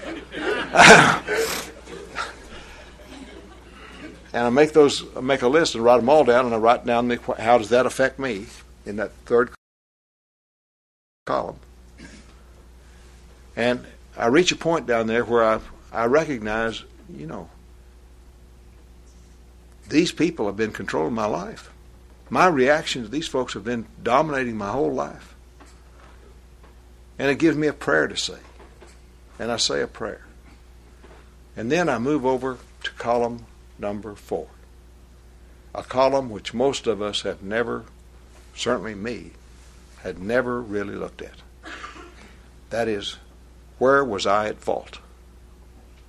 Now, I understand that you can be just as self-centered, feeling like everything is your fault, and your name might ought to be on that inventory list, as you can if you think you're a total victim and everybody else is at fault. But most of us never got beyond blame. We didn't get any further over than blame, and you don't learn a damn thing from life until you get past blame.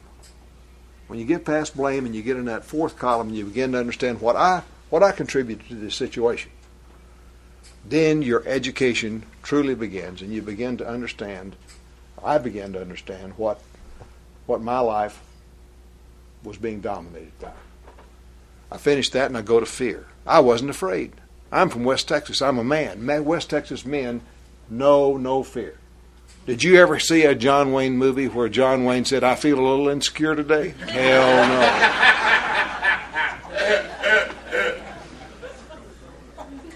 But they told me I had to do this damn inventory, and they told me everybody has these three things: resentments, fear, and relationships. And yours are messed up somewhere in there. So I thought, well, probably when I was a little kid, I knew some fear. I'll start back there. Snakes. Do you like snakes? We may have some people here like them. I was taught not to like snakes because we had rattlesnakes, which are bad snakes, and we had other kind of snakes, which are good snakes. But a 3-year-old kid can't tell the difference between a rattlesnake and a good snake. So I was told, you see that thing on the ground there? That's a snake. He can hurt you. He can hurt you real bad. So you want to stay away from him. Then I was told to go outside and play.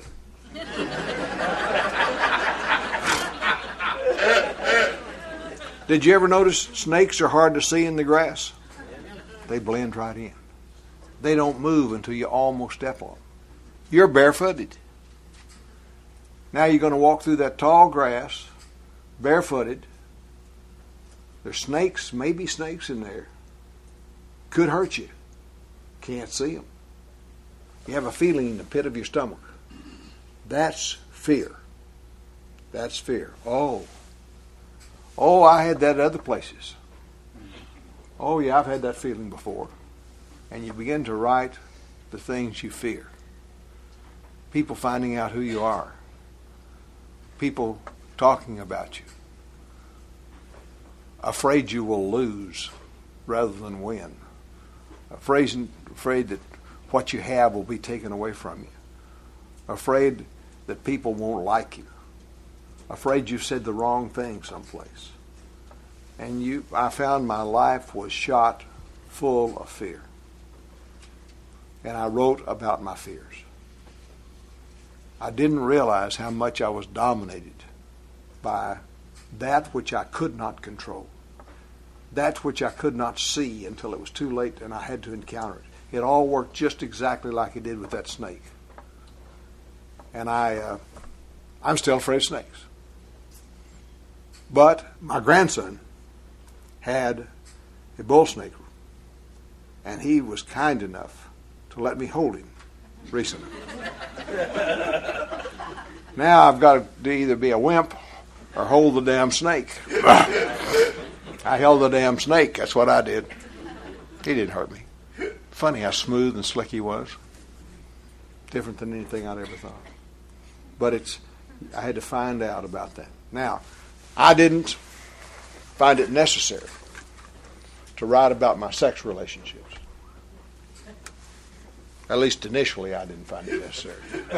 I was married, had 2 kids, so I knew something about what was going on there, and wasn't messing around any. So I didn't have any point in writing about some of that old stuff. So I didn't write about it. Now I'm going to skip over to the 5th step, where it says that we admitted to God, to ourselves, and to another human being the exact nature of our wrongs. I had a sponsor. I did the 4th step because I was involved with a bunch of people who were pretty obsessed with this AA program. You could have a hangnail. And they'd say, "You got a hangnail?" "Yeah." "You done a 4th step?"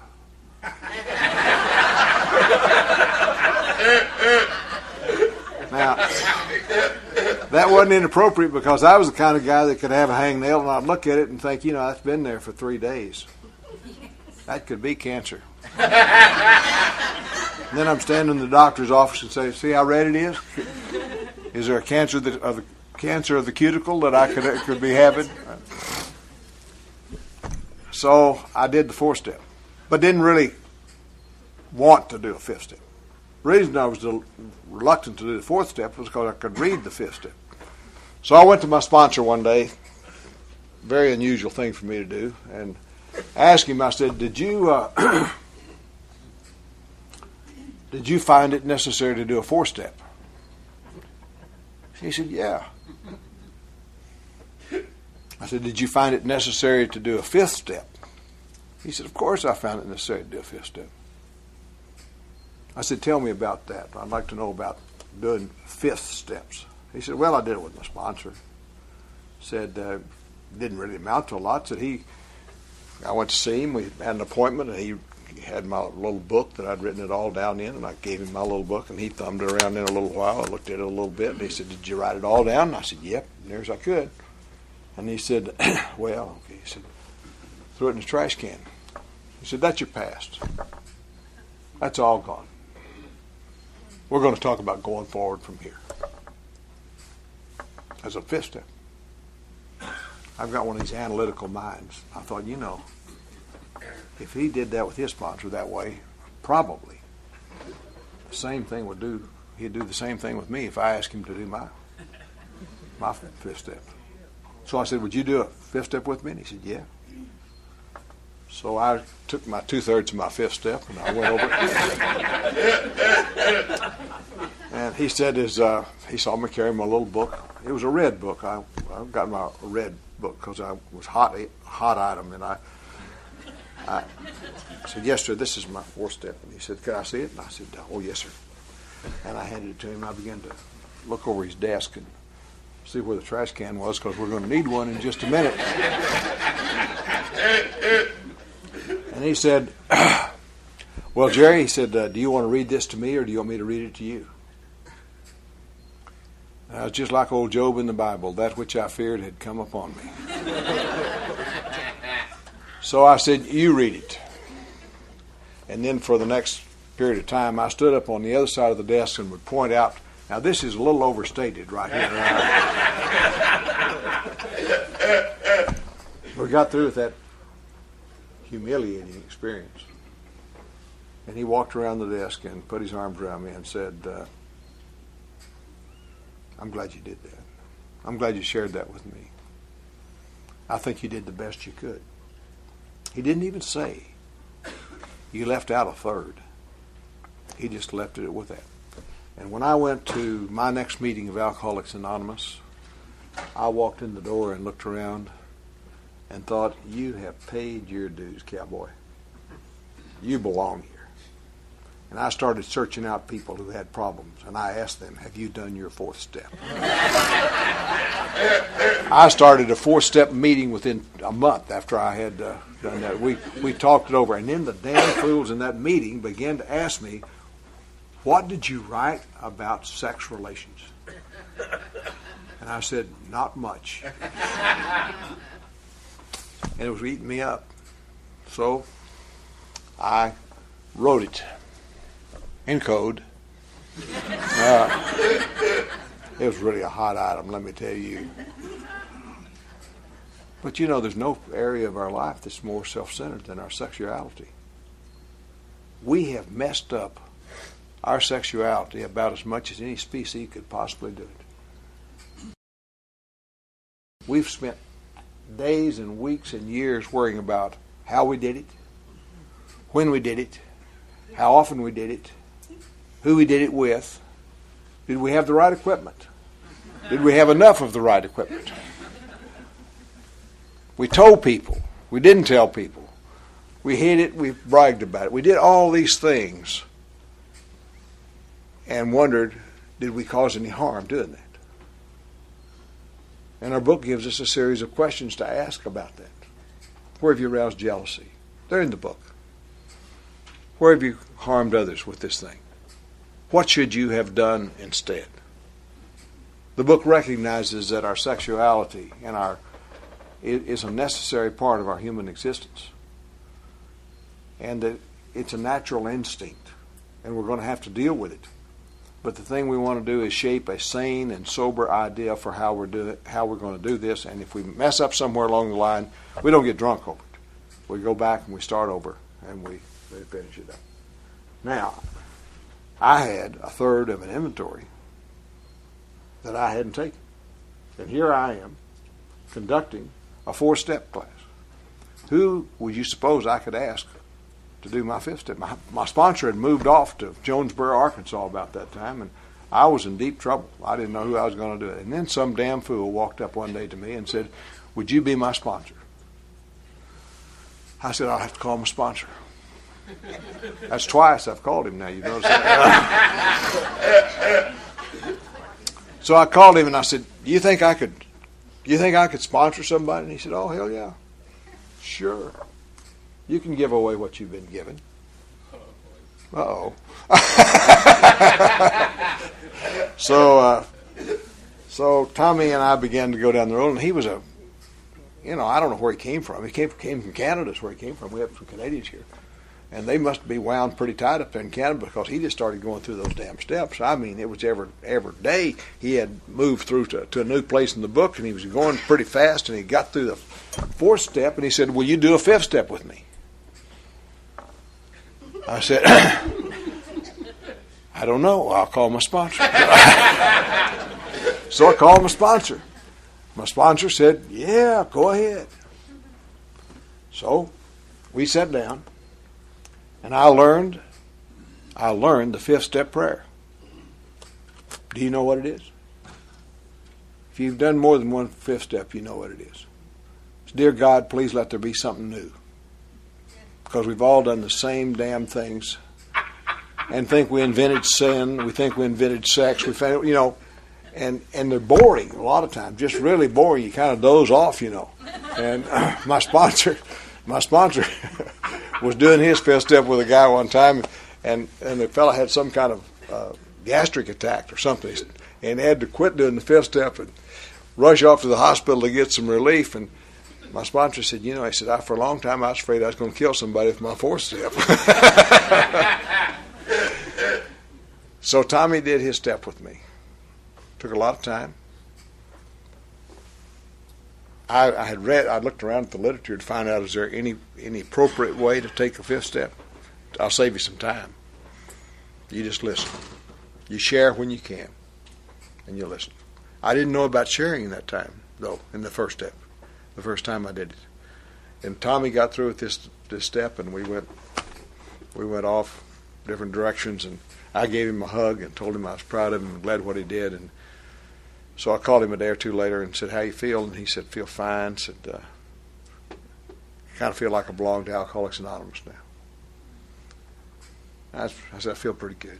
I said, well, you sound a little not as enthusiastic as I'd like here. What's going on? He said, to tell the truth, I feel like you know every damn thing in the world about me, and I don't know that much about you. And what I'd really like is if you do your fourth step with me. I've never been able to command any real respect from people that I sponsor. They just don't recognize that I'm the guru. But I had that third that I hadn't done. So I went back and did the whole thing with him the next weekend.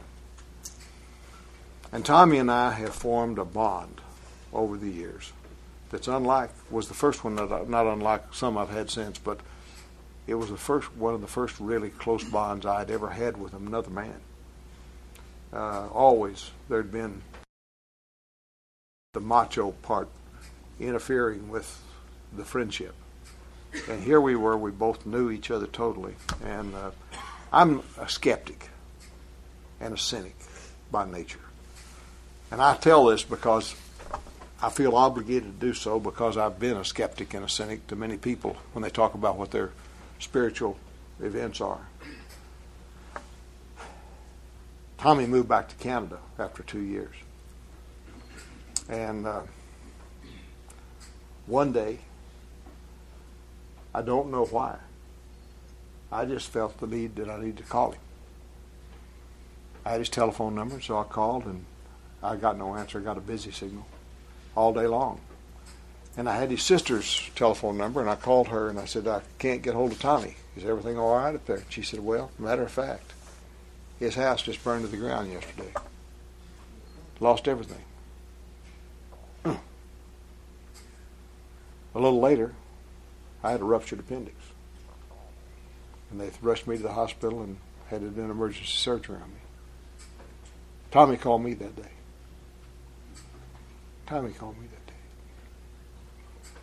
We're very close. We can sit down in the room, and in a matter of 10 minutes, we're right back where we started. That's occurred to me over not in the same degree, but that feeling of knowing people, sharing your life with people, having nothing standing between you and them is a wonderful thing. It's a great feeling. It's a freeing feeling to be who you are. And you know, one thing about that fifth step is when you've told everybody about your deal, I really think you got to be careful who you select. You should not select a Chinese-speaking taxi driver at the airport. You should talk to someone who knows exactly what you're doing, someone you admire and respect, and tell them about yourself. That's really, I think, very, very important. It gives such a great freedom to have somebody know who you are. And when you're in a meeting with your sponsor, and it comes around and they say, have you ever experienced fear? You can't bluff anymore. It's like playing poker, when somebody knows what your hole card is. It forces you to be yourself around other people, which is really what we're trying to do. We're getting into reality, who we really are, what we really think, what we've really experienced. And our lives improve dramatically when we go through that. And we have some promises with the fifth step, if I could find them in about 20 minutes. They follow just after the step. They're not quoted often,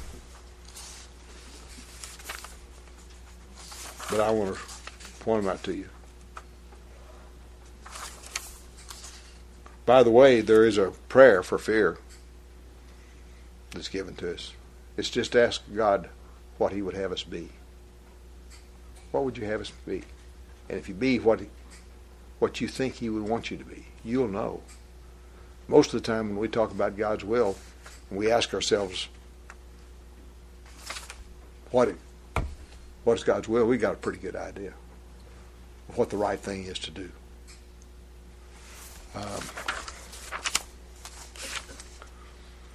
Once we have taken this step 5, withholding nothing, we are delighted. We can look the world in the eye. We can be alone at perfect peace and ease. Our fears fall from us. We begin to feel the nearness of our Creator. We may have had certain spiritual beliefs, but now we've begun to have a spiritual experience. That feeling of the drink problem has disappeared will often come strongly. We feel we're on the broad highway, walking hand in hand with the Spirit of the universe. The book advises us to go home, look over our 4th and 5th step work, because this is the arc we're going to walk through to freedom, knowing who we are, what we are, and what's motivated us in our lives. We have a good idea of what the causes and conditions of our failures were when we get through with this part of the step. And that's where we need to be when we begin with step 6, which we'll do at what time, Lee? 1 o'clock today? 1:30. 1:30 today. Thank you for your attention.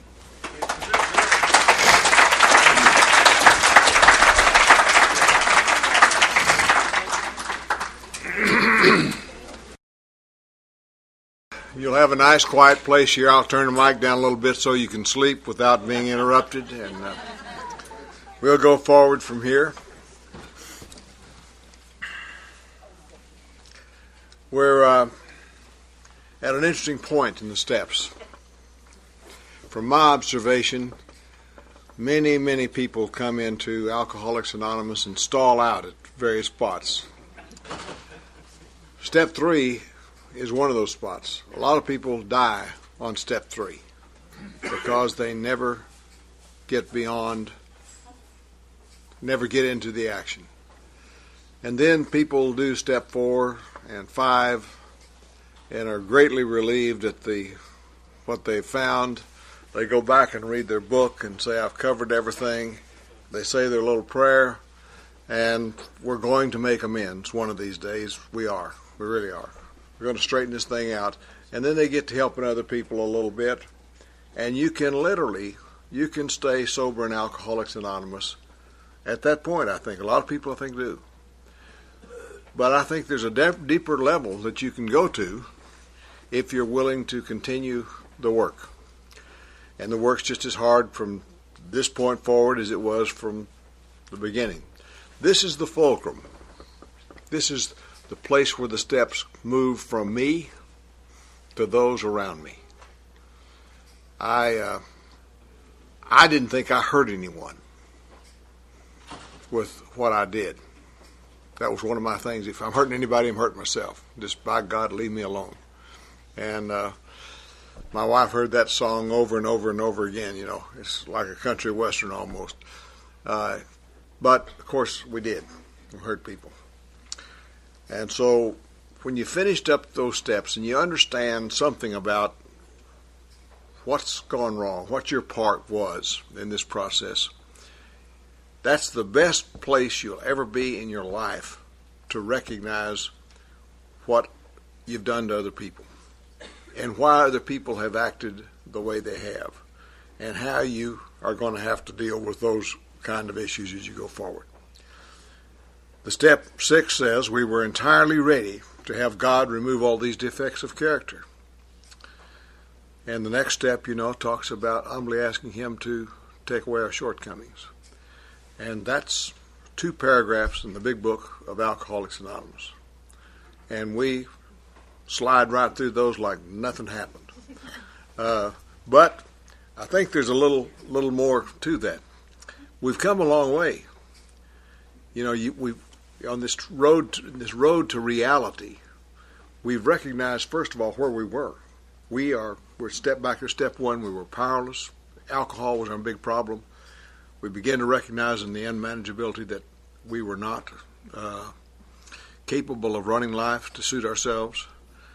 If we're observant, we come to believe that there's some power working in Alcoholics Anonymous, God as you understand Him, and that it will restore you to sanity. And the sanity, I didn't mention this morning, but I really believe that sanity, that as Bill talks about it, and you'll find it in over near the 10th step in the big book, is the insanity of taking the first drink.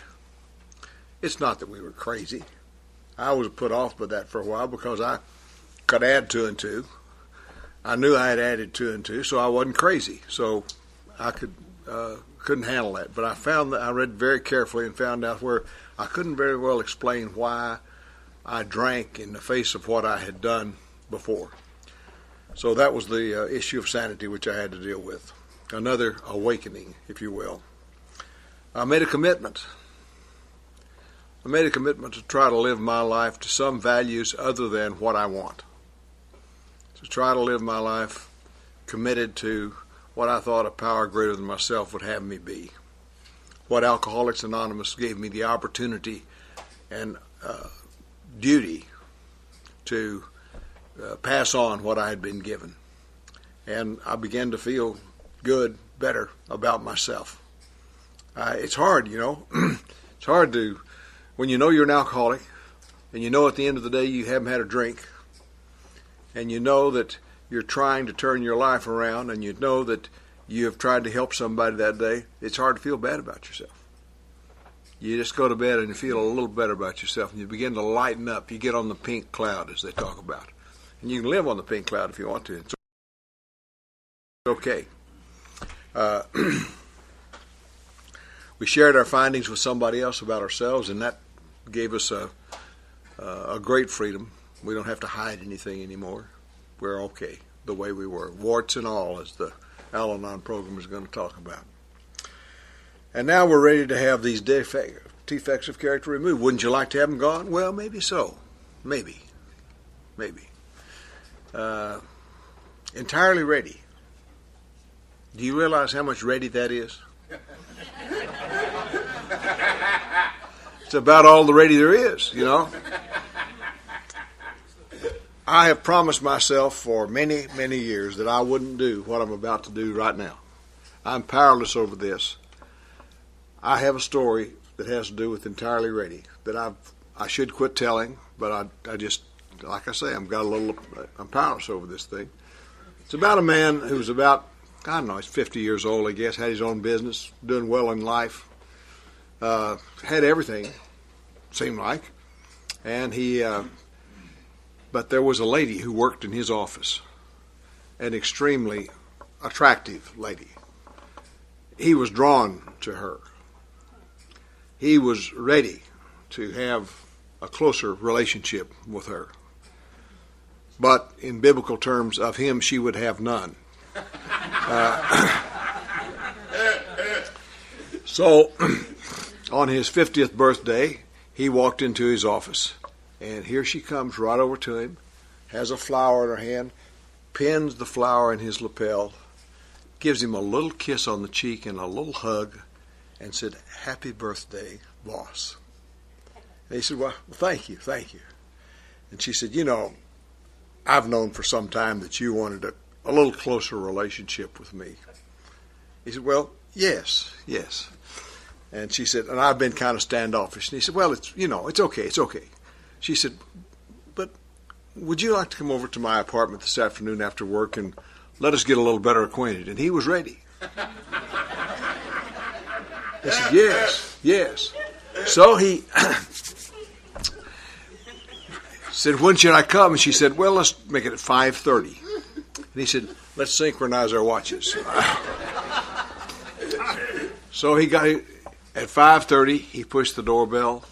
She came to the door, invited him in, took his coat, said, "Would you like to have a drink?" And gave him a drink. They set him down on the couch and talked to him a little bit. And she said, "Would you mind terribly if I slipped into something a little more comfortable?" And he said, Oh no, please go right ahead." He was ready for her to do that. So she went into her bedroom to slip into something more comfortable, and he decided that he needed to get ready. Suddenly his neck swelled up big, his chest expanded. He ripped off his tie, took off his shoes because he was kind of cramping his feet. And his shirt got to be too tight, and he ripped off his shirt. He called out and said, "Are you ready?" And she said, "Not quite. In a minute." And he got a little more ready. He took off his trousers. He called out again, "Are you ready?" And she said, "I'm ready. Come on in." And when he walked through the bedroom door, he was entirely ready. And his whole office staff said, "Happy birthday to you, happy birthday to you."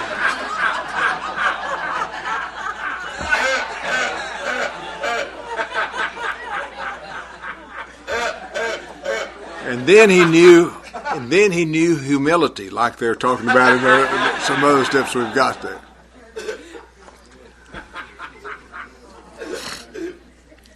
I wasn't, you got to pay attention to these things. The defects of character that you find, the arrogance, the things that we do, some of these things we really kind of like. I had a bad temper. I could go off like that, and I used that temper.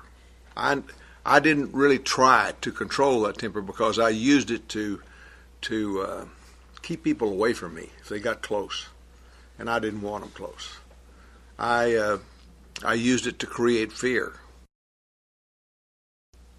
and I knew what I was doing at times when I did that. And this was not an attractive thing to me, but it was a useful tool for me. I was a trial lawyer, and I was told somebody here today they affectionately called me the alligator gar in my law office because I went after people. And when I got sober, I began to realize that wasn't going to work for me. I was not going to be able to practice humility.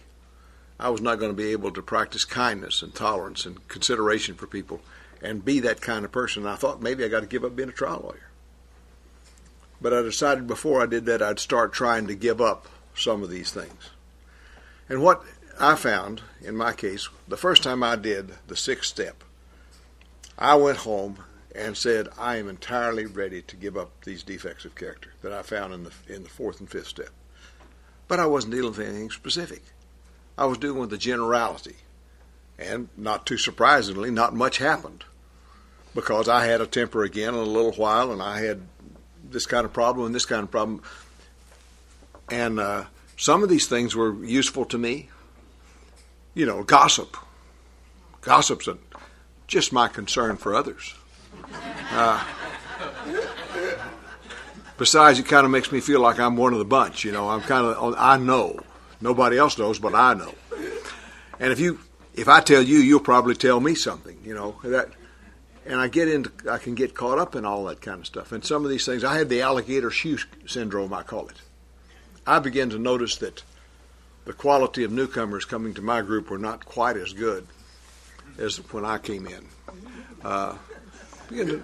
We have some undesirables in Alcoholics Anonymous. Do you know that? None of these things are really very useful to you in the long haul. Anything that's harmful to another human being is what we've got to get rid of. And almost any kind of self-centeredness that we have is going to fall within that category, I believe. I think that you have to watch your thoughts. You have to be aware of what they are. Watch your thoughts because they become your actions. Watch your actions because they become your habits. Watch your habits because they become your character. And your character becomes your destiny. So we have to pay close attention to what's going on up here. No one can weed your garden, your mental garden, except yourself. No one knows what's up there except you. So you're charged, we're charged with that job. And resentments, you know, they're bitter, angry thoughts. All of these things center in the mind. Have you ever noticed how much of this has to do with your thoughts? What's a resentment? It's a thought about something that happened in the past. It's not happening now. It's a judgment that you're exercising in your mind about an event as you observed it that occurred in the past. And we dredge it up again and again and again. We have fear. That's something that generally hasn't happened. It's something we anticipate may happen. We project it may happen. And it's going to be bad. It's going to be even worse than that. You can't imagine how bad it's going to be. You know, it's like my cuticle cancer. Looks bad. I believe it's redder today than it was yesterday. I'll probably lose that thumb, sure as I will. I need that thumb. How can I hold a golf club if I don't have that thumb? And we just roll it out with projection. Guilt. What I did.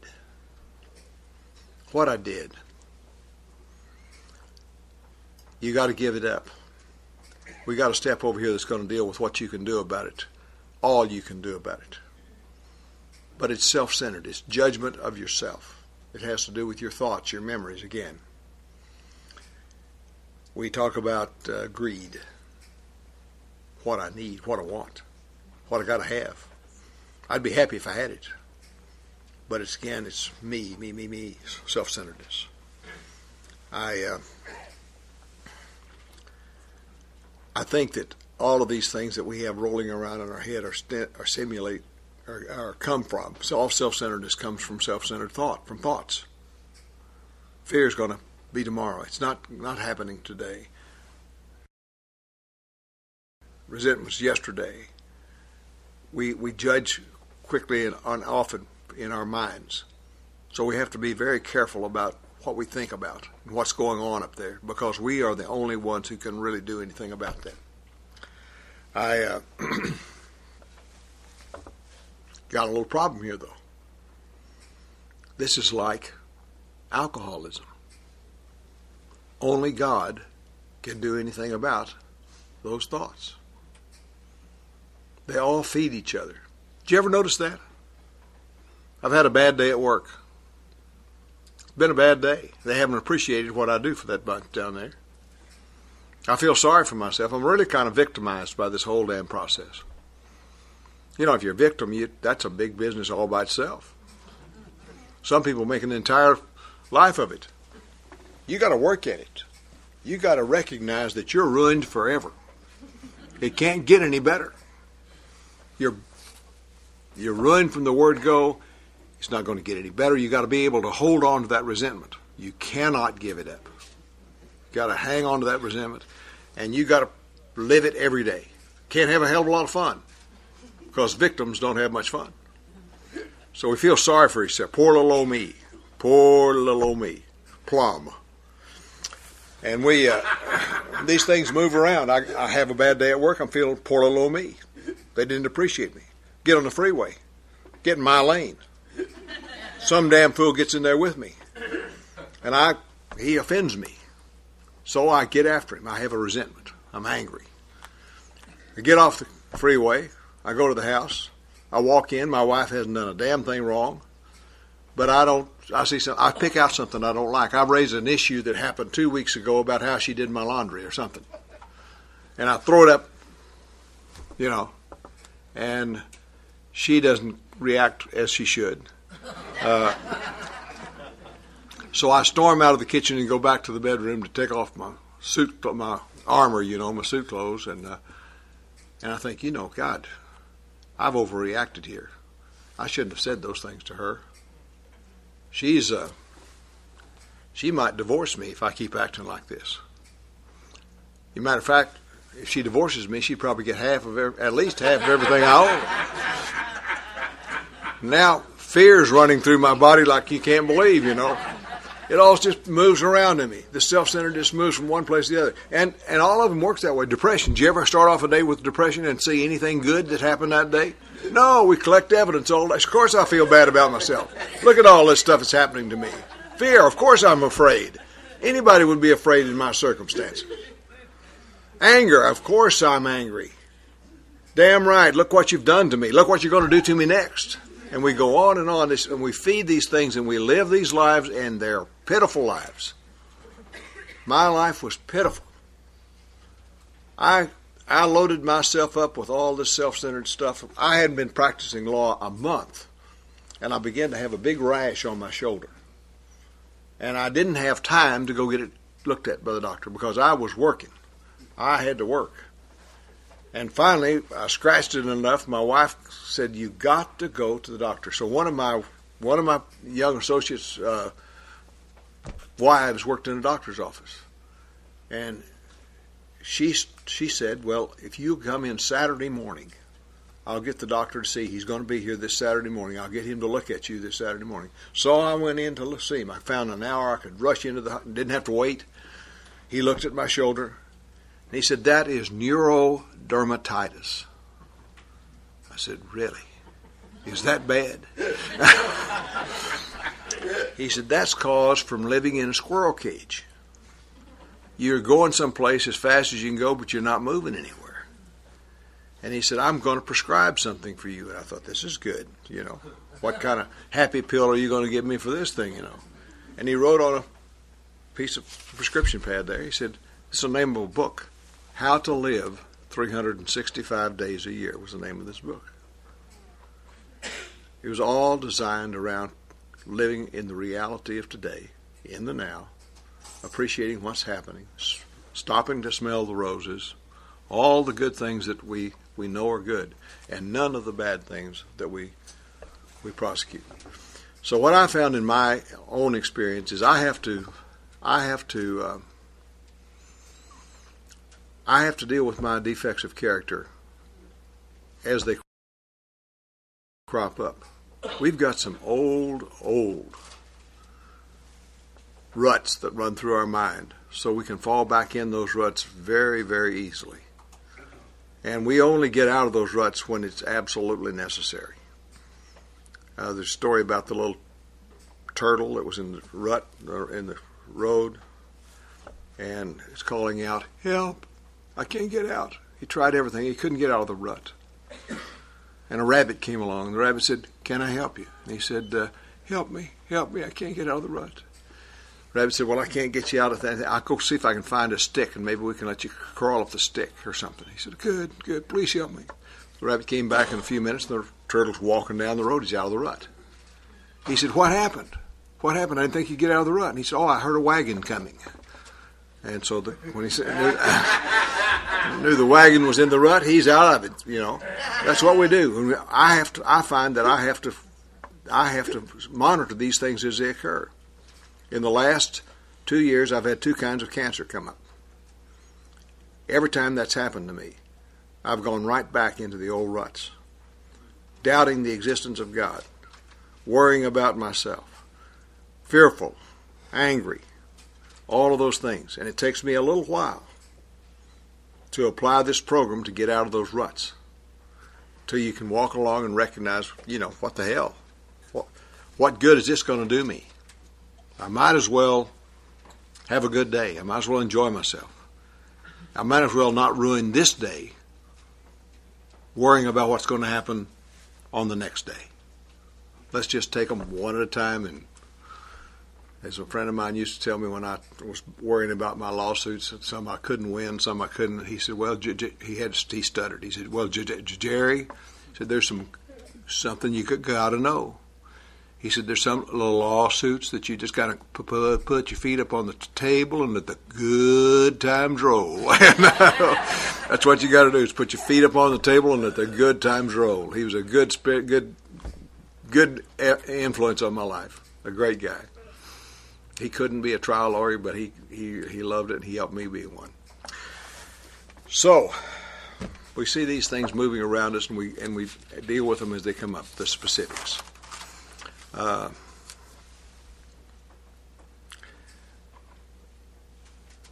The other thing that's really a friend of mine pointed out to me, a guy named great AA named Bob White. He said there's a implied blessing in this step. It says that we have to have God's help to remove these defects of character, which meant that we couldn't do much about them in the first place.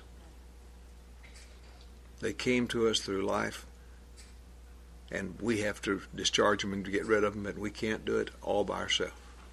So we have to have God's help to do that.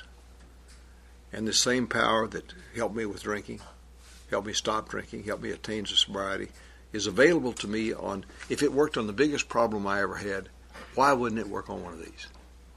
And it does work on one of these. It'll work on this one and any other one you have. There's nothing come down the pike in the years that I've been sober that God and I couldn't handle on a one-day basis.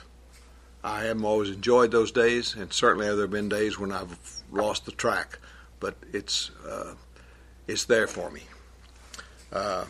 So you can cut yourself a little slack that you couldn't do any better than you were doing. You were doing the best you could with the light you had, and so's the guy on the other side of the street.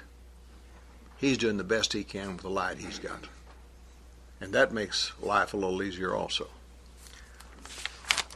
Step 7 says we humbly ask God to remove our shortcomings. Humility. Did you ever know a humble trial lawyer?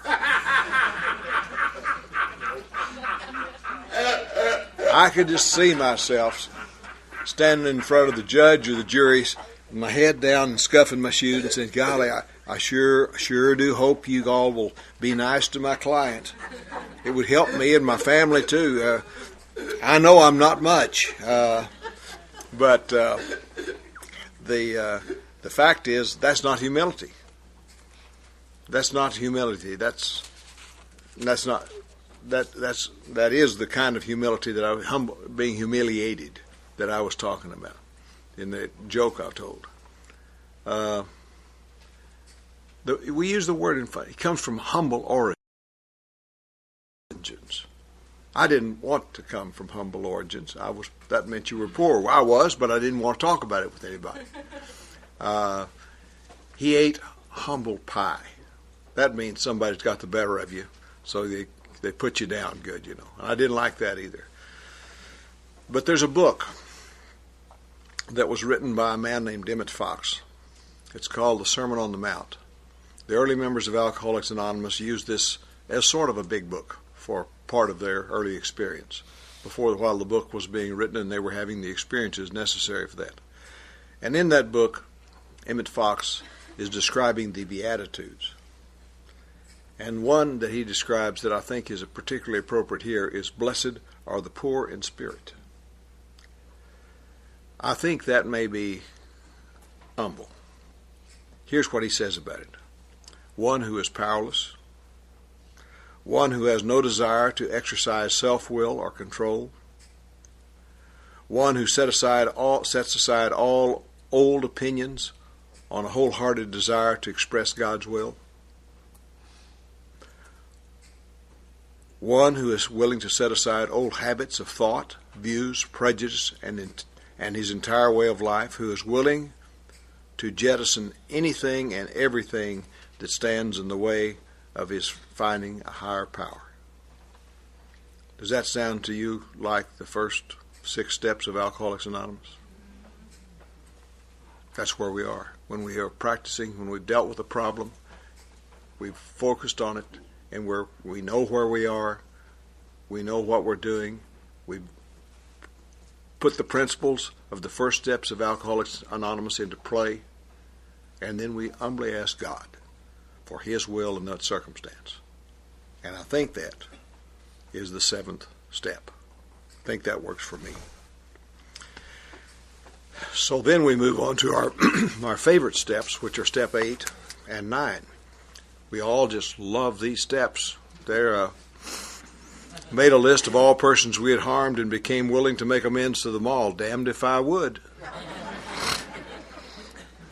Maybe 1 or 2 who that I owed money or something that I could say I'm sorry about, but didn't talk much about saying you're sorry. The list, the book says, came from the 4th step, and most of mine probably did. I don't think I accumulated them at that particular time, and my sponsor wasn't one of those people who wrote them down. But lots of sponsors do help you find what your amends are, who they ought to be given to. The purpose is to find our faults, to decide on the amends that we're to make, and to improve our relationships with all men. That's what Bill says in the 12 Steps and 12 Traditions. That no field of investigation could yield more satisfying results. What were your relationships like when you came to Alcoholics Anonymous? Mine were not too slick.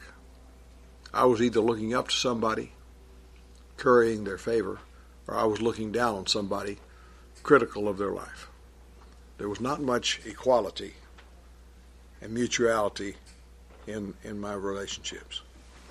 And so I had to overcome some old ideas. The one I told you about earlier, I only hurt myself by my conduct. Another is that they hurt me, therefore I'm entitled to hurt them. Or they hurt me more than I hurt them. I will if they will. There's not much you can read in the steps that say anything about any of those things I've just recited. It's not a quantitative thing. My old buddy Bob White used to say, if you were 1% at fault, you owe an amend. Didn't make a damn if the other guy's 99% at fault.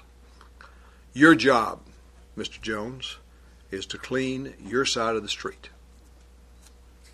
You want to be able to walk into any room in the world and sit down next to any other human being and feel perfectly comfortable and at ease. Doesn't mean you got to like them. Doesn't believe you got to admire them. But it's okay to sit there because you have done your part to clean up what's going on with you. Thank you for listening to Sober Sunrise. If you enjoyed today's episode, please give it a thumbs up as it will help share the message. Until next time, have a great day.